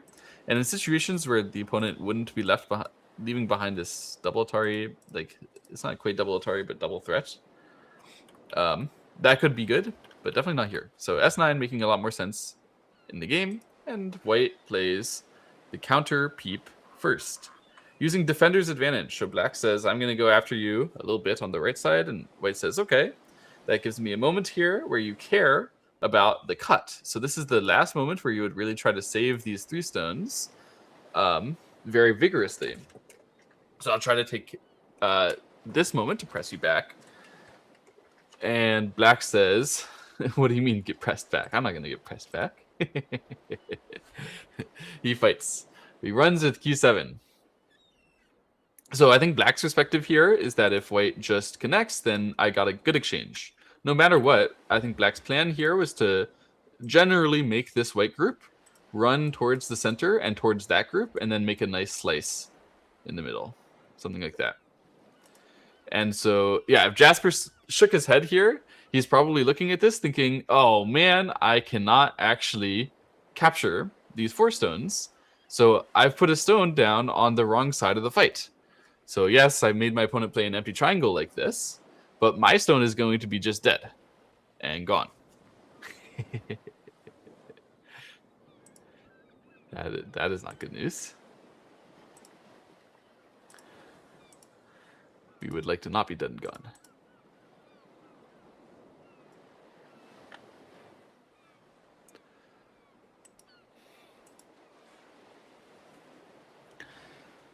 Jasper thinking now. He has some choices. He could push at p7. That's the most basic way, but you don't have to do that. You could also play jumping out, o8, just diagonal p8. This kind of decision point I like to spend some time on just to figure out, like, oh, what do I think is actually the most efficient thing?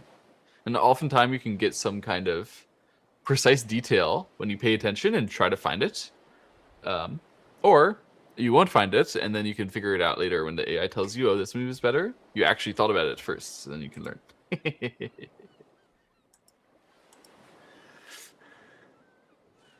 So I would say it's very unlikely that black is going to let white block at A. So black could consider to play at A, or B, or C.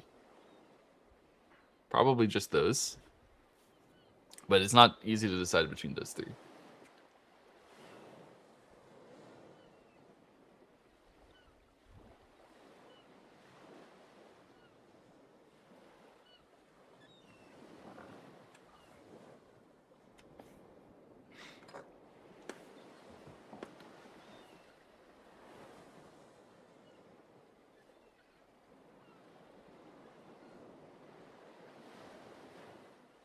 I think my choice is C here, but I don't know. I could be wrong.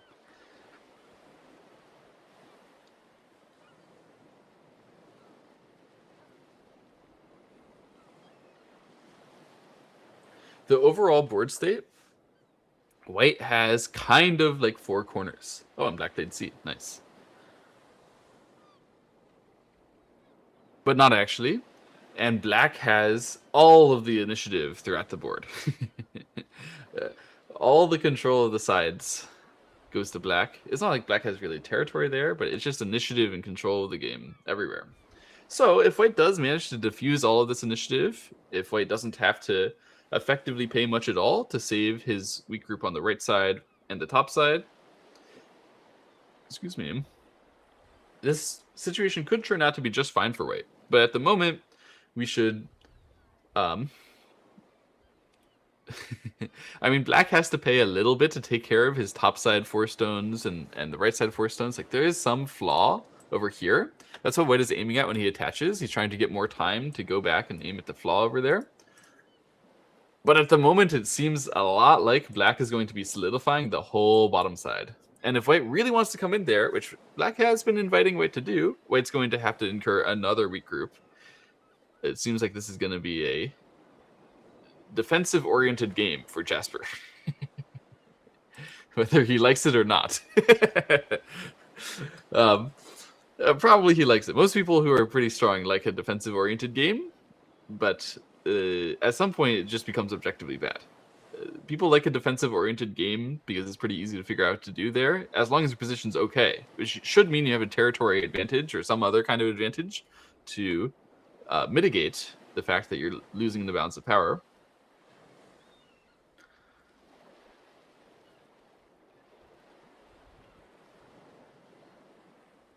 Here, at any time that black wants, he could play this one to fix the problem of the wedge, which white could play in the future. That's probably going to be sent to A. So we shouldn't really consider that white has any underneath threat. We should imagine it's more like A for C will be exchanged, B will never happen. White doesn't really have any underneath connection threat. White only really maybe has the peep for this group. So that group is actually quite thin. Quite difficult to take care of. At any time in the future, black can totally play a slide at D, force that white group out.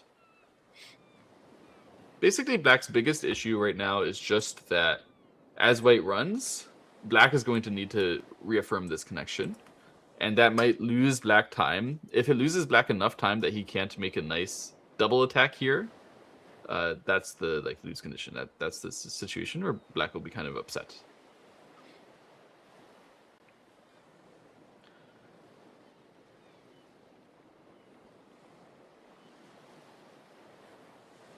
Now it's Jasper who's thinking for a while. This Hane may have come as a surprise to white. Maybe he thought he would be able to do this way. Normally this would be only a single Atari, so you could snap back, but obviously it's double Atari, so you can capture 2 stuns. So like for me personally, I wasn't exactly expecting that the Hane would be possible, but I like it. If it is, it's obviously good. Yeah, White might be thinking about ways in order to try to get time directly to go after these stuns. So another thing that is possible here is to play Hane rather than the sort of normal. So this is the normal move that everybody should think of immediately. It's just Bamboo. You could play Hane. That means that the plan would be to sacrifice like this and connect. So this way we would be getting a Sente move here, and then maybe we would be able to connect to the left side. That I could understand as a global plan. In the game, he chose to play cut right away, instant cut. That's pretty exciting.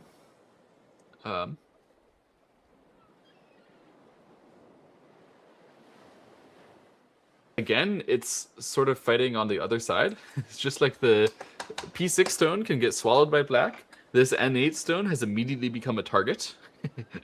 Day one on the job is a target for murder. But often these stones that you target for murder as the attacking player, you can be not that satisfied when you actually get them. That's, I think, what White is going for here. He's hoping that black would play, let's say, Peep. This is a sort of normal variation. And if black goes after that stone really, really hard, something like this could totally happen. So in the game, the Peep did happen, but White played jump instead of the... Oh, no. Oh, sorry. Think back. Maybe some other... No. They were playing my variation out like this. So it seems like... and this is all the game. Or not? Okay. Sorry. It's a shame that the cameras aren't working, so we can't just watch live. I don't know how they broke. Something happened in the last intermission, unfortunately.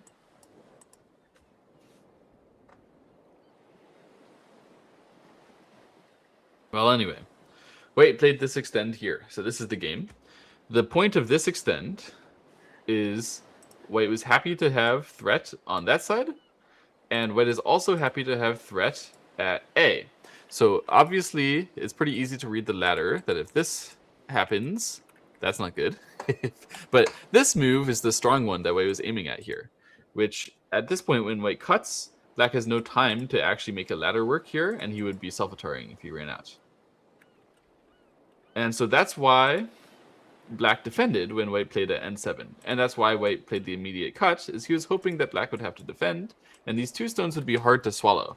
So those stones' threat to be revived gives White a little more pressure as he runs against those stones in particular. So he got time from the bamboo in Sente and some theoretical future pressure. Now he's going to go for a cut with this diagonal move. If black would just block like this, then White could cut a couple different ways. Probably the best cut is like this, asking black to be cut like that. Black could save himself, something like this. Black would be safe. In fact, black could do better by playing Hane. But the right side group being safe doesn't mean that that group will be safe. And if this group saves itself naturally, then the attacking would just totally switch. So black tried to play this one, which is encouraging White to make a strong cut in this area of the board, which could maybe kill the bottom right group. So there's several groups, life and death, all being debated at the moment. This S11 is coming at an interesting timing. At this exact moment, it's a little difficult for black to play here because he's hoping to kill this white group. So White is trying to use defender's advantage to stop black from playing at S12, as that would allow White to play here and capture one stone, or if black connected, to capture 3 stones. Capturing one stone would save this white group. That's why in the game, black actually connected like this.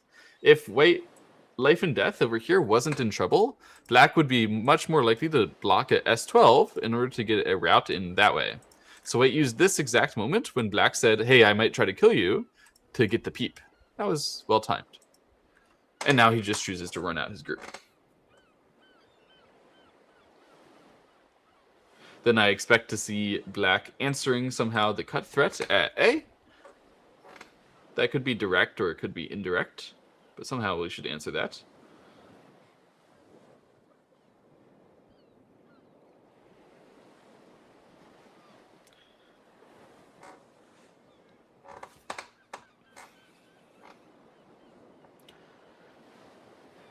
And in general, it seems like the stability of these white stones is going to be okay. It seems like white didn't do too badly. It didn't make any massive mistakes in order to lose control of the game here.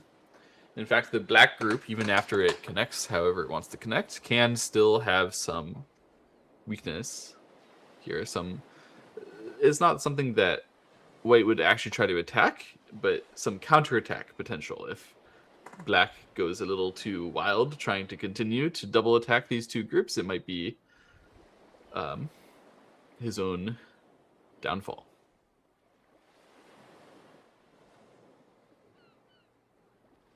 So if I were black here, I think I would be playing this move to defend. It seems unwise for white to push through and give black more thickness outside.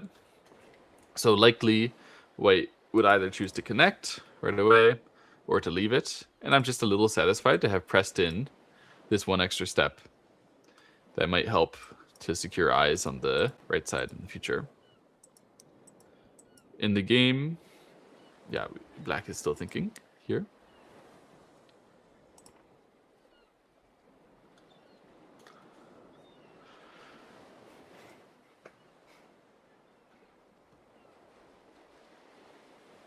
Another possibility actually is to play S15 at this timing. I just saw. This could be interesting because if black gets this exchange, then now R13 is way better. We have a far stronger threat to connect back to S12 or S14 like this. And if instead white plays this way, then now I can play here for, again, a far stronger threat. If you connect to try to renew the threat over here, I have cut. Maybe I'll do it first or maybe later. I'm not exactly sure, but I can do it first like this and give all this pressure. It might be interesting. I have no idea what would happen. This is all crazy. But it seems unlikely for white to be able to do this and allow crazy things to happen. So it's more likely this kind of thing would happen, in which case black got to fix in Sente at cost of giving a bad exchange to white in the upper right corner. That would be a worthy cost. So probably this S15 is actually a pretty good move at this moment. Best answer I see is white R13 like this.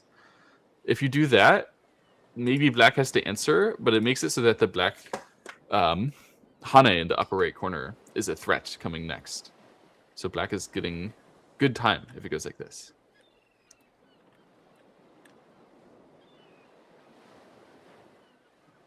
Aha, so S15 was played in the game. Yeah, I didn't see this at first. I was being uncreative to just push at R13.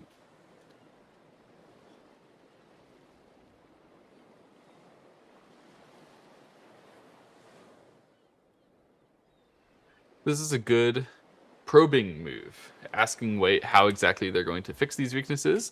And this is one of the issues with Q15 from earlier. The reason why it doesn't actually behave as a fix-all. A lot of the time, diagonal shapes have more cutting points than people think when they read straightforwardly. So using these kinds of Tsuji, where you say, I could use your cutting weakness here from either side, you get more pressure than you get from just using it one way or another. By holding both options against white, black gets more value. So in this case, certainly black will not be aiming to get the R13 stone and can do better.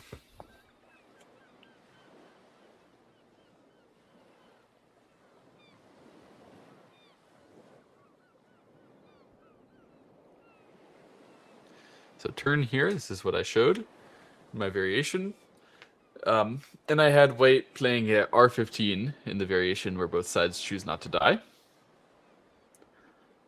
which I think is more realistic than the crazy variation of R13, which seems a little much. I'm expecting definitely that white would just fix like this, and then ultimately that black will get Sente. Black might be able to use that Sente to actually go after white, this group and that group together. So if white answers like this, we might see something along these lines.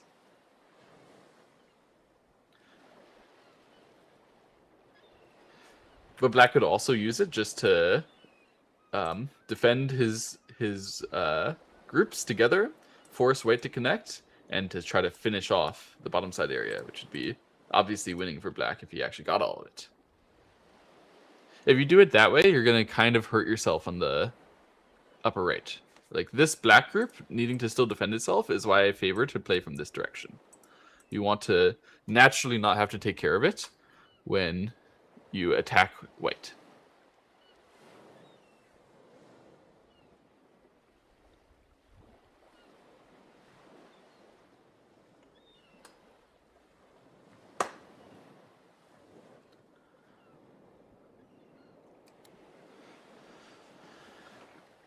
Jasper thinking what to do. Chooses to play the solid connect as expected. And we'll see whether... so Xiwan chooses the other choice, the territorial, defensive, directly defensive choice, which means he will be taking care of this black group momentarily. As white defends something like jump, this black group will definitely need to make some defensive movement. There's no way we can just leave it forever. Now, of course, this is another choice as well.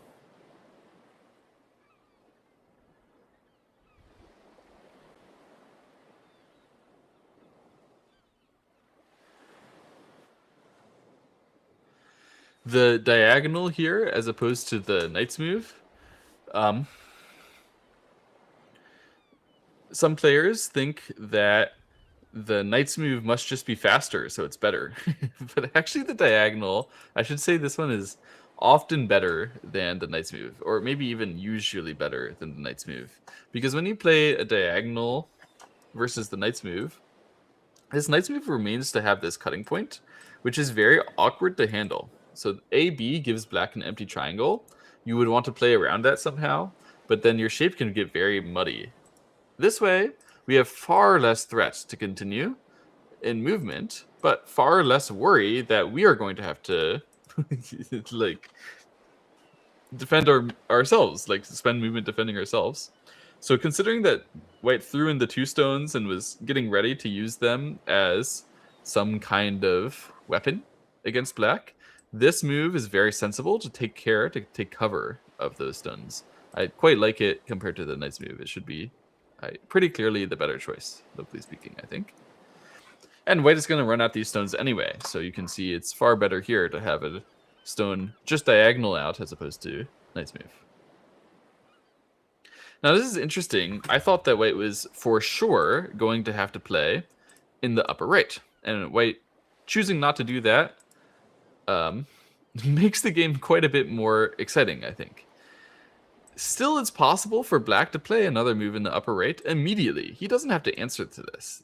He could, and it would be fine to do so. He could take this group, which is okay, and make it into a solid bottom side, stop the invasions, take care, and still be attacking this group the whole time.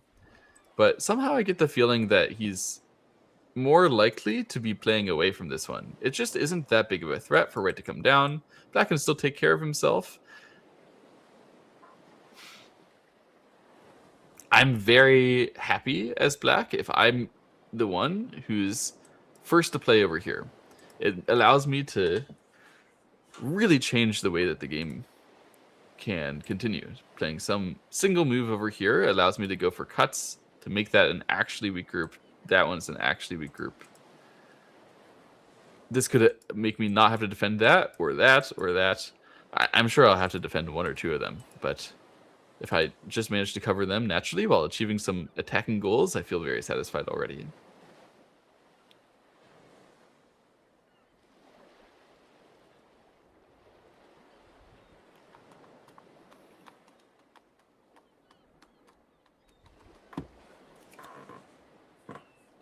I think Jasper here has decided to not allow Black an easy time securing more territory than him. That was the main thing that he's doing. So jump here is another reasonable choice. Same direction, or same concept maybe, but slightly different execution, where we're putting more pressure on this group. We're going to make it run. We're going to go for some kind of immediate pressure on it. But he chose instead to start by thickening this area. This was definitely an area where he had a lot of thinness, and continues to have thinness even after playing the move. I was worried that this chases white out directly into the weakness that we have over here. So this is immediately forcing Black to figure out something to do to defend the right side. But Black can totally just defend it. He'll be fine. In fact, he can defend it in Sente. So this is the game, is white jumped out and Black defended at R13. So he chose not to try to just connect in Sente, but to spend his Gote move instead to make sure he actually gets an eye and a potential future eye, potential eyes over here. But if you play like that, it does allow white to cleanly connect. It seems like this move, at the end of the day, it's just thickening this part, but it allowed white to play a whole bunch of moves thickening perfectly. If white plays this diagonal or any other move linking up. Somehow the attack from this direction didn't really work. I think maybe the other direction was better. It was a little bit more sketchy for sure to play like this. But I was thinking in the future, we should have more cuts after this way. They would be crazy cuts, but they would exist. And it's hard for white to hold. So in the game, it's only been played up to here. Black does have one solid eye, which is a point of pride. Wow, white chose to counterattack first. So white clearly has a good handle on defender's advantage. He sees that he has a move that he sort of ought to play, some defensive move. That doesn't mean he does it. He thinks about, what if I took this opportunity where you still want to commit to being able to move to M14 and use that to create a new, different kind of fight. And so he made a cut in the left side. Is that what we're seeing just now? He's made a cut on the left side, which is totally transforming the game.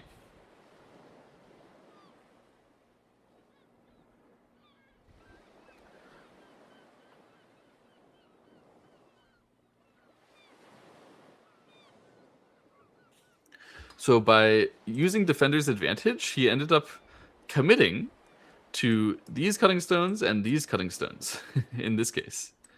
And while he's already committed to this group, that's quite a heavy commitment. Seems like Sion is going to try to call him on that total group of commitments. It's not like any one of those is impossible for white to save, or even any two of them, but all three at the same time is a little difficult. A little difficult. So Black will try to play moves, I think, now that aim at all three. And aim at his general control of the game, if possible. It's a little difficult still for Black to... Because at this moment, it's a very critical moment. You really don't want to overcommit into something that does not work. You've got to be careful that the actual strike that you take here is working and actually doing something.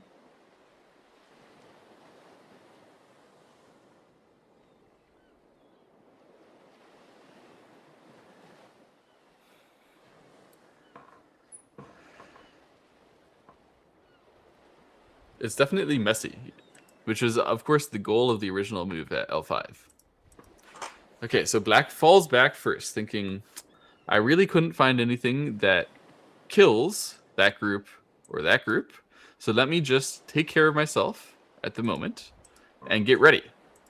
So the point here should be that on the next step, he could, now that he's strong, make a strong cut over there or make a counter strike on those 2 stones. And at the same time, he's obviously thickened this part, which was pretty important. That's where white played originally with the L5. Now white plays this move at K9, diagonal.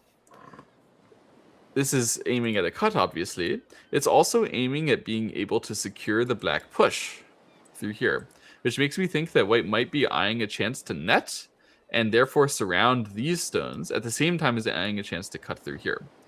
Surrounding these stones, if it were just those stones, it might not be as big as the right side. But if white kills them, white can actually also use that to save his own topside group. So these stones can become secure by capturing these stones if white gets a chance to net. This looks quite valuable and threatening to black.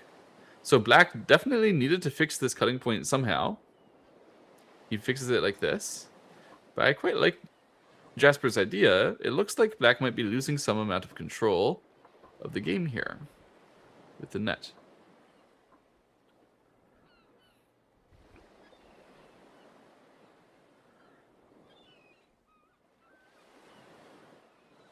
It's a little difficult to execute, I suppose. So still, when you net here, there's still a chance for black to cut directly like this. Exchanging the push first would give you a snapback shape, so you shouldn't do that. But if you just play it like so, then still, when you Atari, you're leaving this cut behind. There's still Atari over here. This is looking like it might still be difficult for white to be able to execute on this net. So it's not exactly clear that we can just play a move like A.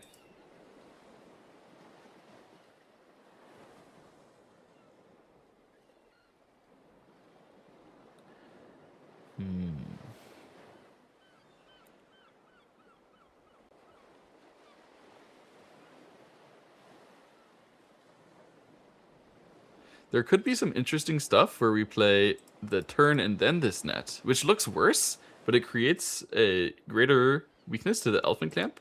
So now when you cut, I can play connect here. And if you try to cut again, I can play cut. You can't capture. You can play here, but I play here. And you're short of liberty, so I capture everything.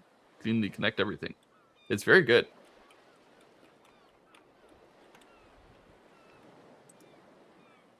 So instead of netting directly at A, it seems like this one would actually be a bit thicker. There's still some weaknesses, like this way. But again, I could connect. And if you tried to cut, then I cut again. Should be okay. So if you connect first, then I should just be able to take care. This group shouldn't die. Before that black group, at least. Black would just kill the right. So if this happens, then the actual gameplay would be that black tries to kill the right side now. It's actually not 100% clear that it just dies. Auto dies. But it's very satisfying to white to kill this to save that group in return. That's like quite a lot of payment. White might be able to play this game. I actually haven't counted or anything. But imagining that white breaks the bottom side next is some kind of invasion like this. Just gives up the right side without any fancy tricks, although there could be. How would the game be here if white got the whole top side and black got the right side?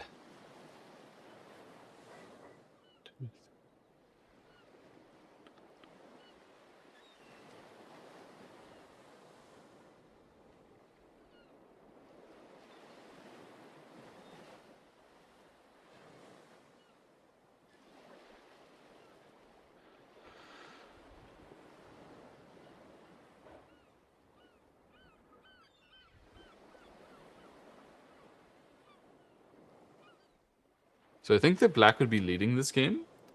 But black was already leading the game beforehand. So maybe this isn't satisfying enough for white. I mean, definitely there's a lot of options for how white could continue to play the game here. But if he plays something like diagonal, which is very normal and could totally be done, I think that he's thinking that black running out over here would just be control for the game for black, and it doesn't have to be that way. It can be, I don't know, many different ways. This is also probably not that good of a weight. Now that I think about it, it should be here in Hane, shouldn't it? Anyway, the point is that this black group being safe means that these white groups are all difficult to handle. This black group shouldn't be very easily targetable, since black could probably make an eye here and an eye here. I haven't actually looked at how the way to make an eye on the top side is, but I just assume that you should be able to make an eye there. It shouldn't be that hard.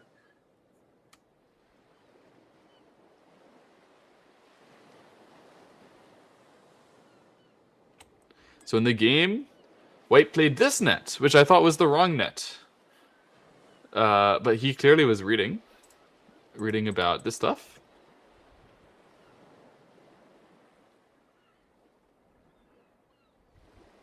So I thought this way, leaving all these cutting points behind was worse than playing the turn first net.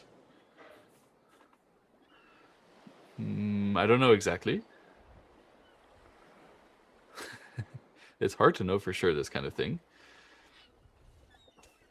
Black can also leave all those cutting points and say, I don't know whether I can commit on them right away, and cut over here. So this cut is going to capture this white group, as far as I can tell.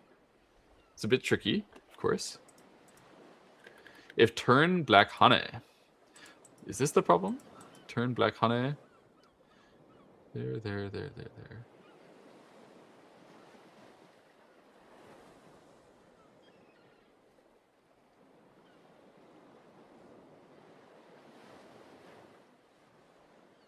Seems like I could save my stones. Because I have Atari here waiting, I should be able to run my stones out. These stones don't have that many liberties, so maybe this is okay as well, but it looks like it's good flow for white.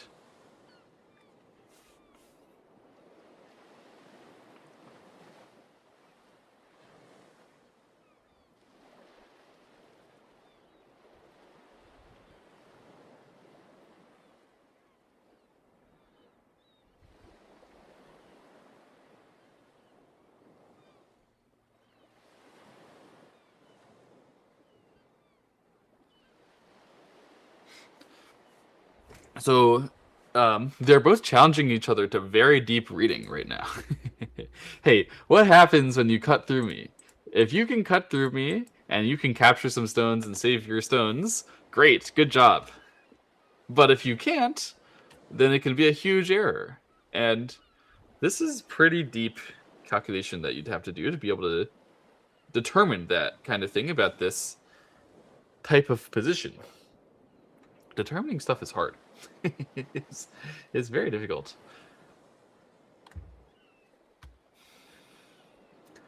The problem is that, like, yeah, there can be some sente. So it seems like black decided, I don't really see anything clear to do that right now. But this way, you should be clearly dead on the right side. This is the cash grab. Which might sound silly that I'm talking about cash when this is killing. But at the end of the day, once a group is dead, it's just points. That's all it is. So all of this has just become black's territory in the right side. Black killed that. That should be pretty cleanly dead. The only problem of major note is this black group still needs to save itself in order to keep that group dead.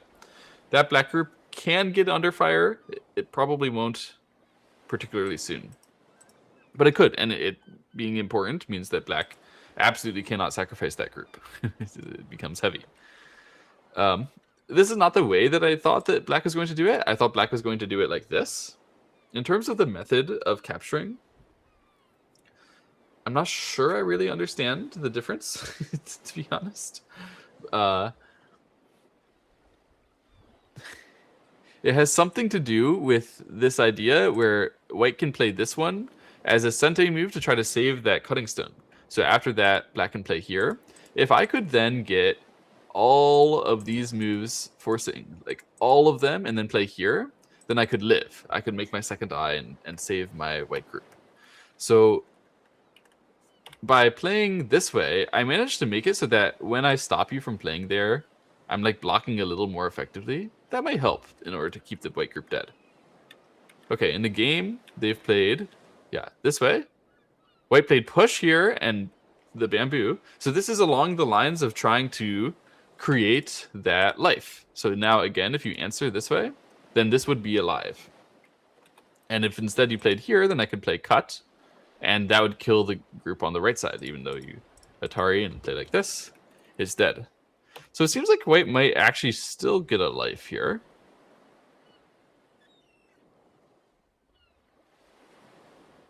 Huh, there was a lot more Aji than I was expecting. After I thought N14 would help this Aji. Like I thought the reason why he played it is so that there wouldn't be any way to be to be letting white live again. But it seems like it did not do that effectively. Perhaps black is thinking about playing here first. So if you could only get this exchange... No, it still doesn't help you anything, does it? Even if you get that exchange. And Atari comes anyway, cut comes anyway. Nothing happens, you still died on the right side. Okay, so black has given up on the kill attempt on the right side. Seems like white will be able to save that. And then if white managed to capture the top side and save the group on the right, then Jasper has made his comeback this game. That would be incredible. Now black tried to save the topside group here, and Jasper says, okay, you can save it if I manage to cut through and save my group in the center through capturing. This vastly increases his condition of saving, so he would be really happy to do that, and that's why black was not going to let him capture a stone. And instead we have this entirely new variation. I have no idea what's going on, but the point now is that this group is 100% officially safe. 100%. Now there will be a peep here, a cut here, future cuts, the peep with that one. There is no way that that white group is going to be dying anytime soon. However, it's the same thing with this black group. That black group is also not going to be dying anytime soon. And black now has this interesting dilemma. He really wants to save these two stones, but these stones are in danger at the moment. They could die on the next step. If he could save these two stones, it's likely Sente towards the life and death of the white group on the top side. But at the moment, if he gets captured here first, he doesn't have time to do that. And additionally, if he tries to run that group out to the left side and he lets these stones surround these again, then he could also get in big trouble where these stones die. Then saving the two stones is also pointless towards those stones. This is a very, very interesting series of trading. So black is going to immediately start by running this group out, which seemed like the right answer to all of those questions being asked by white. This definitely seems like the best place to go.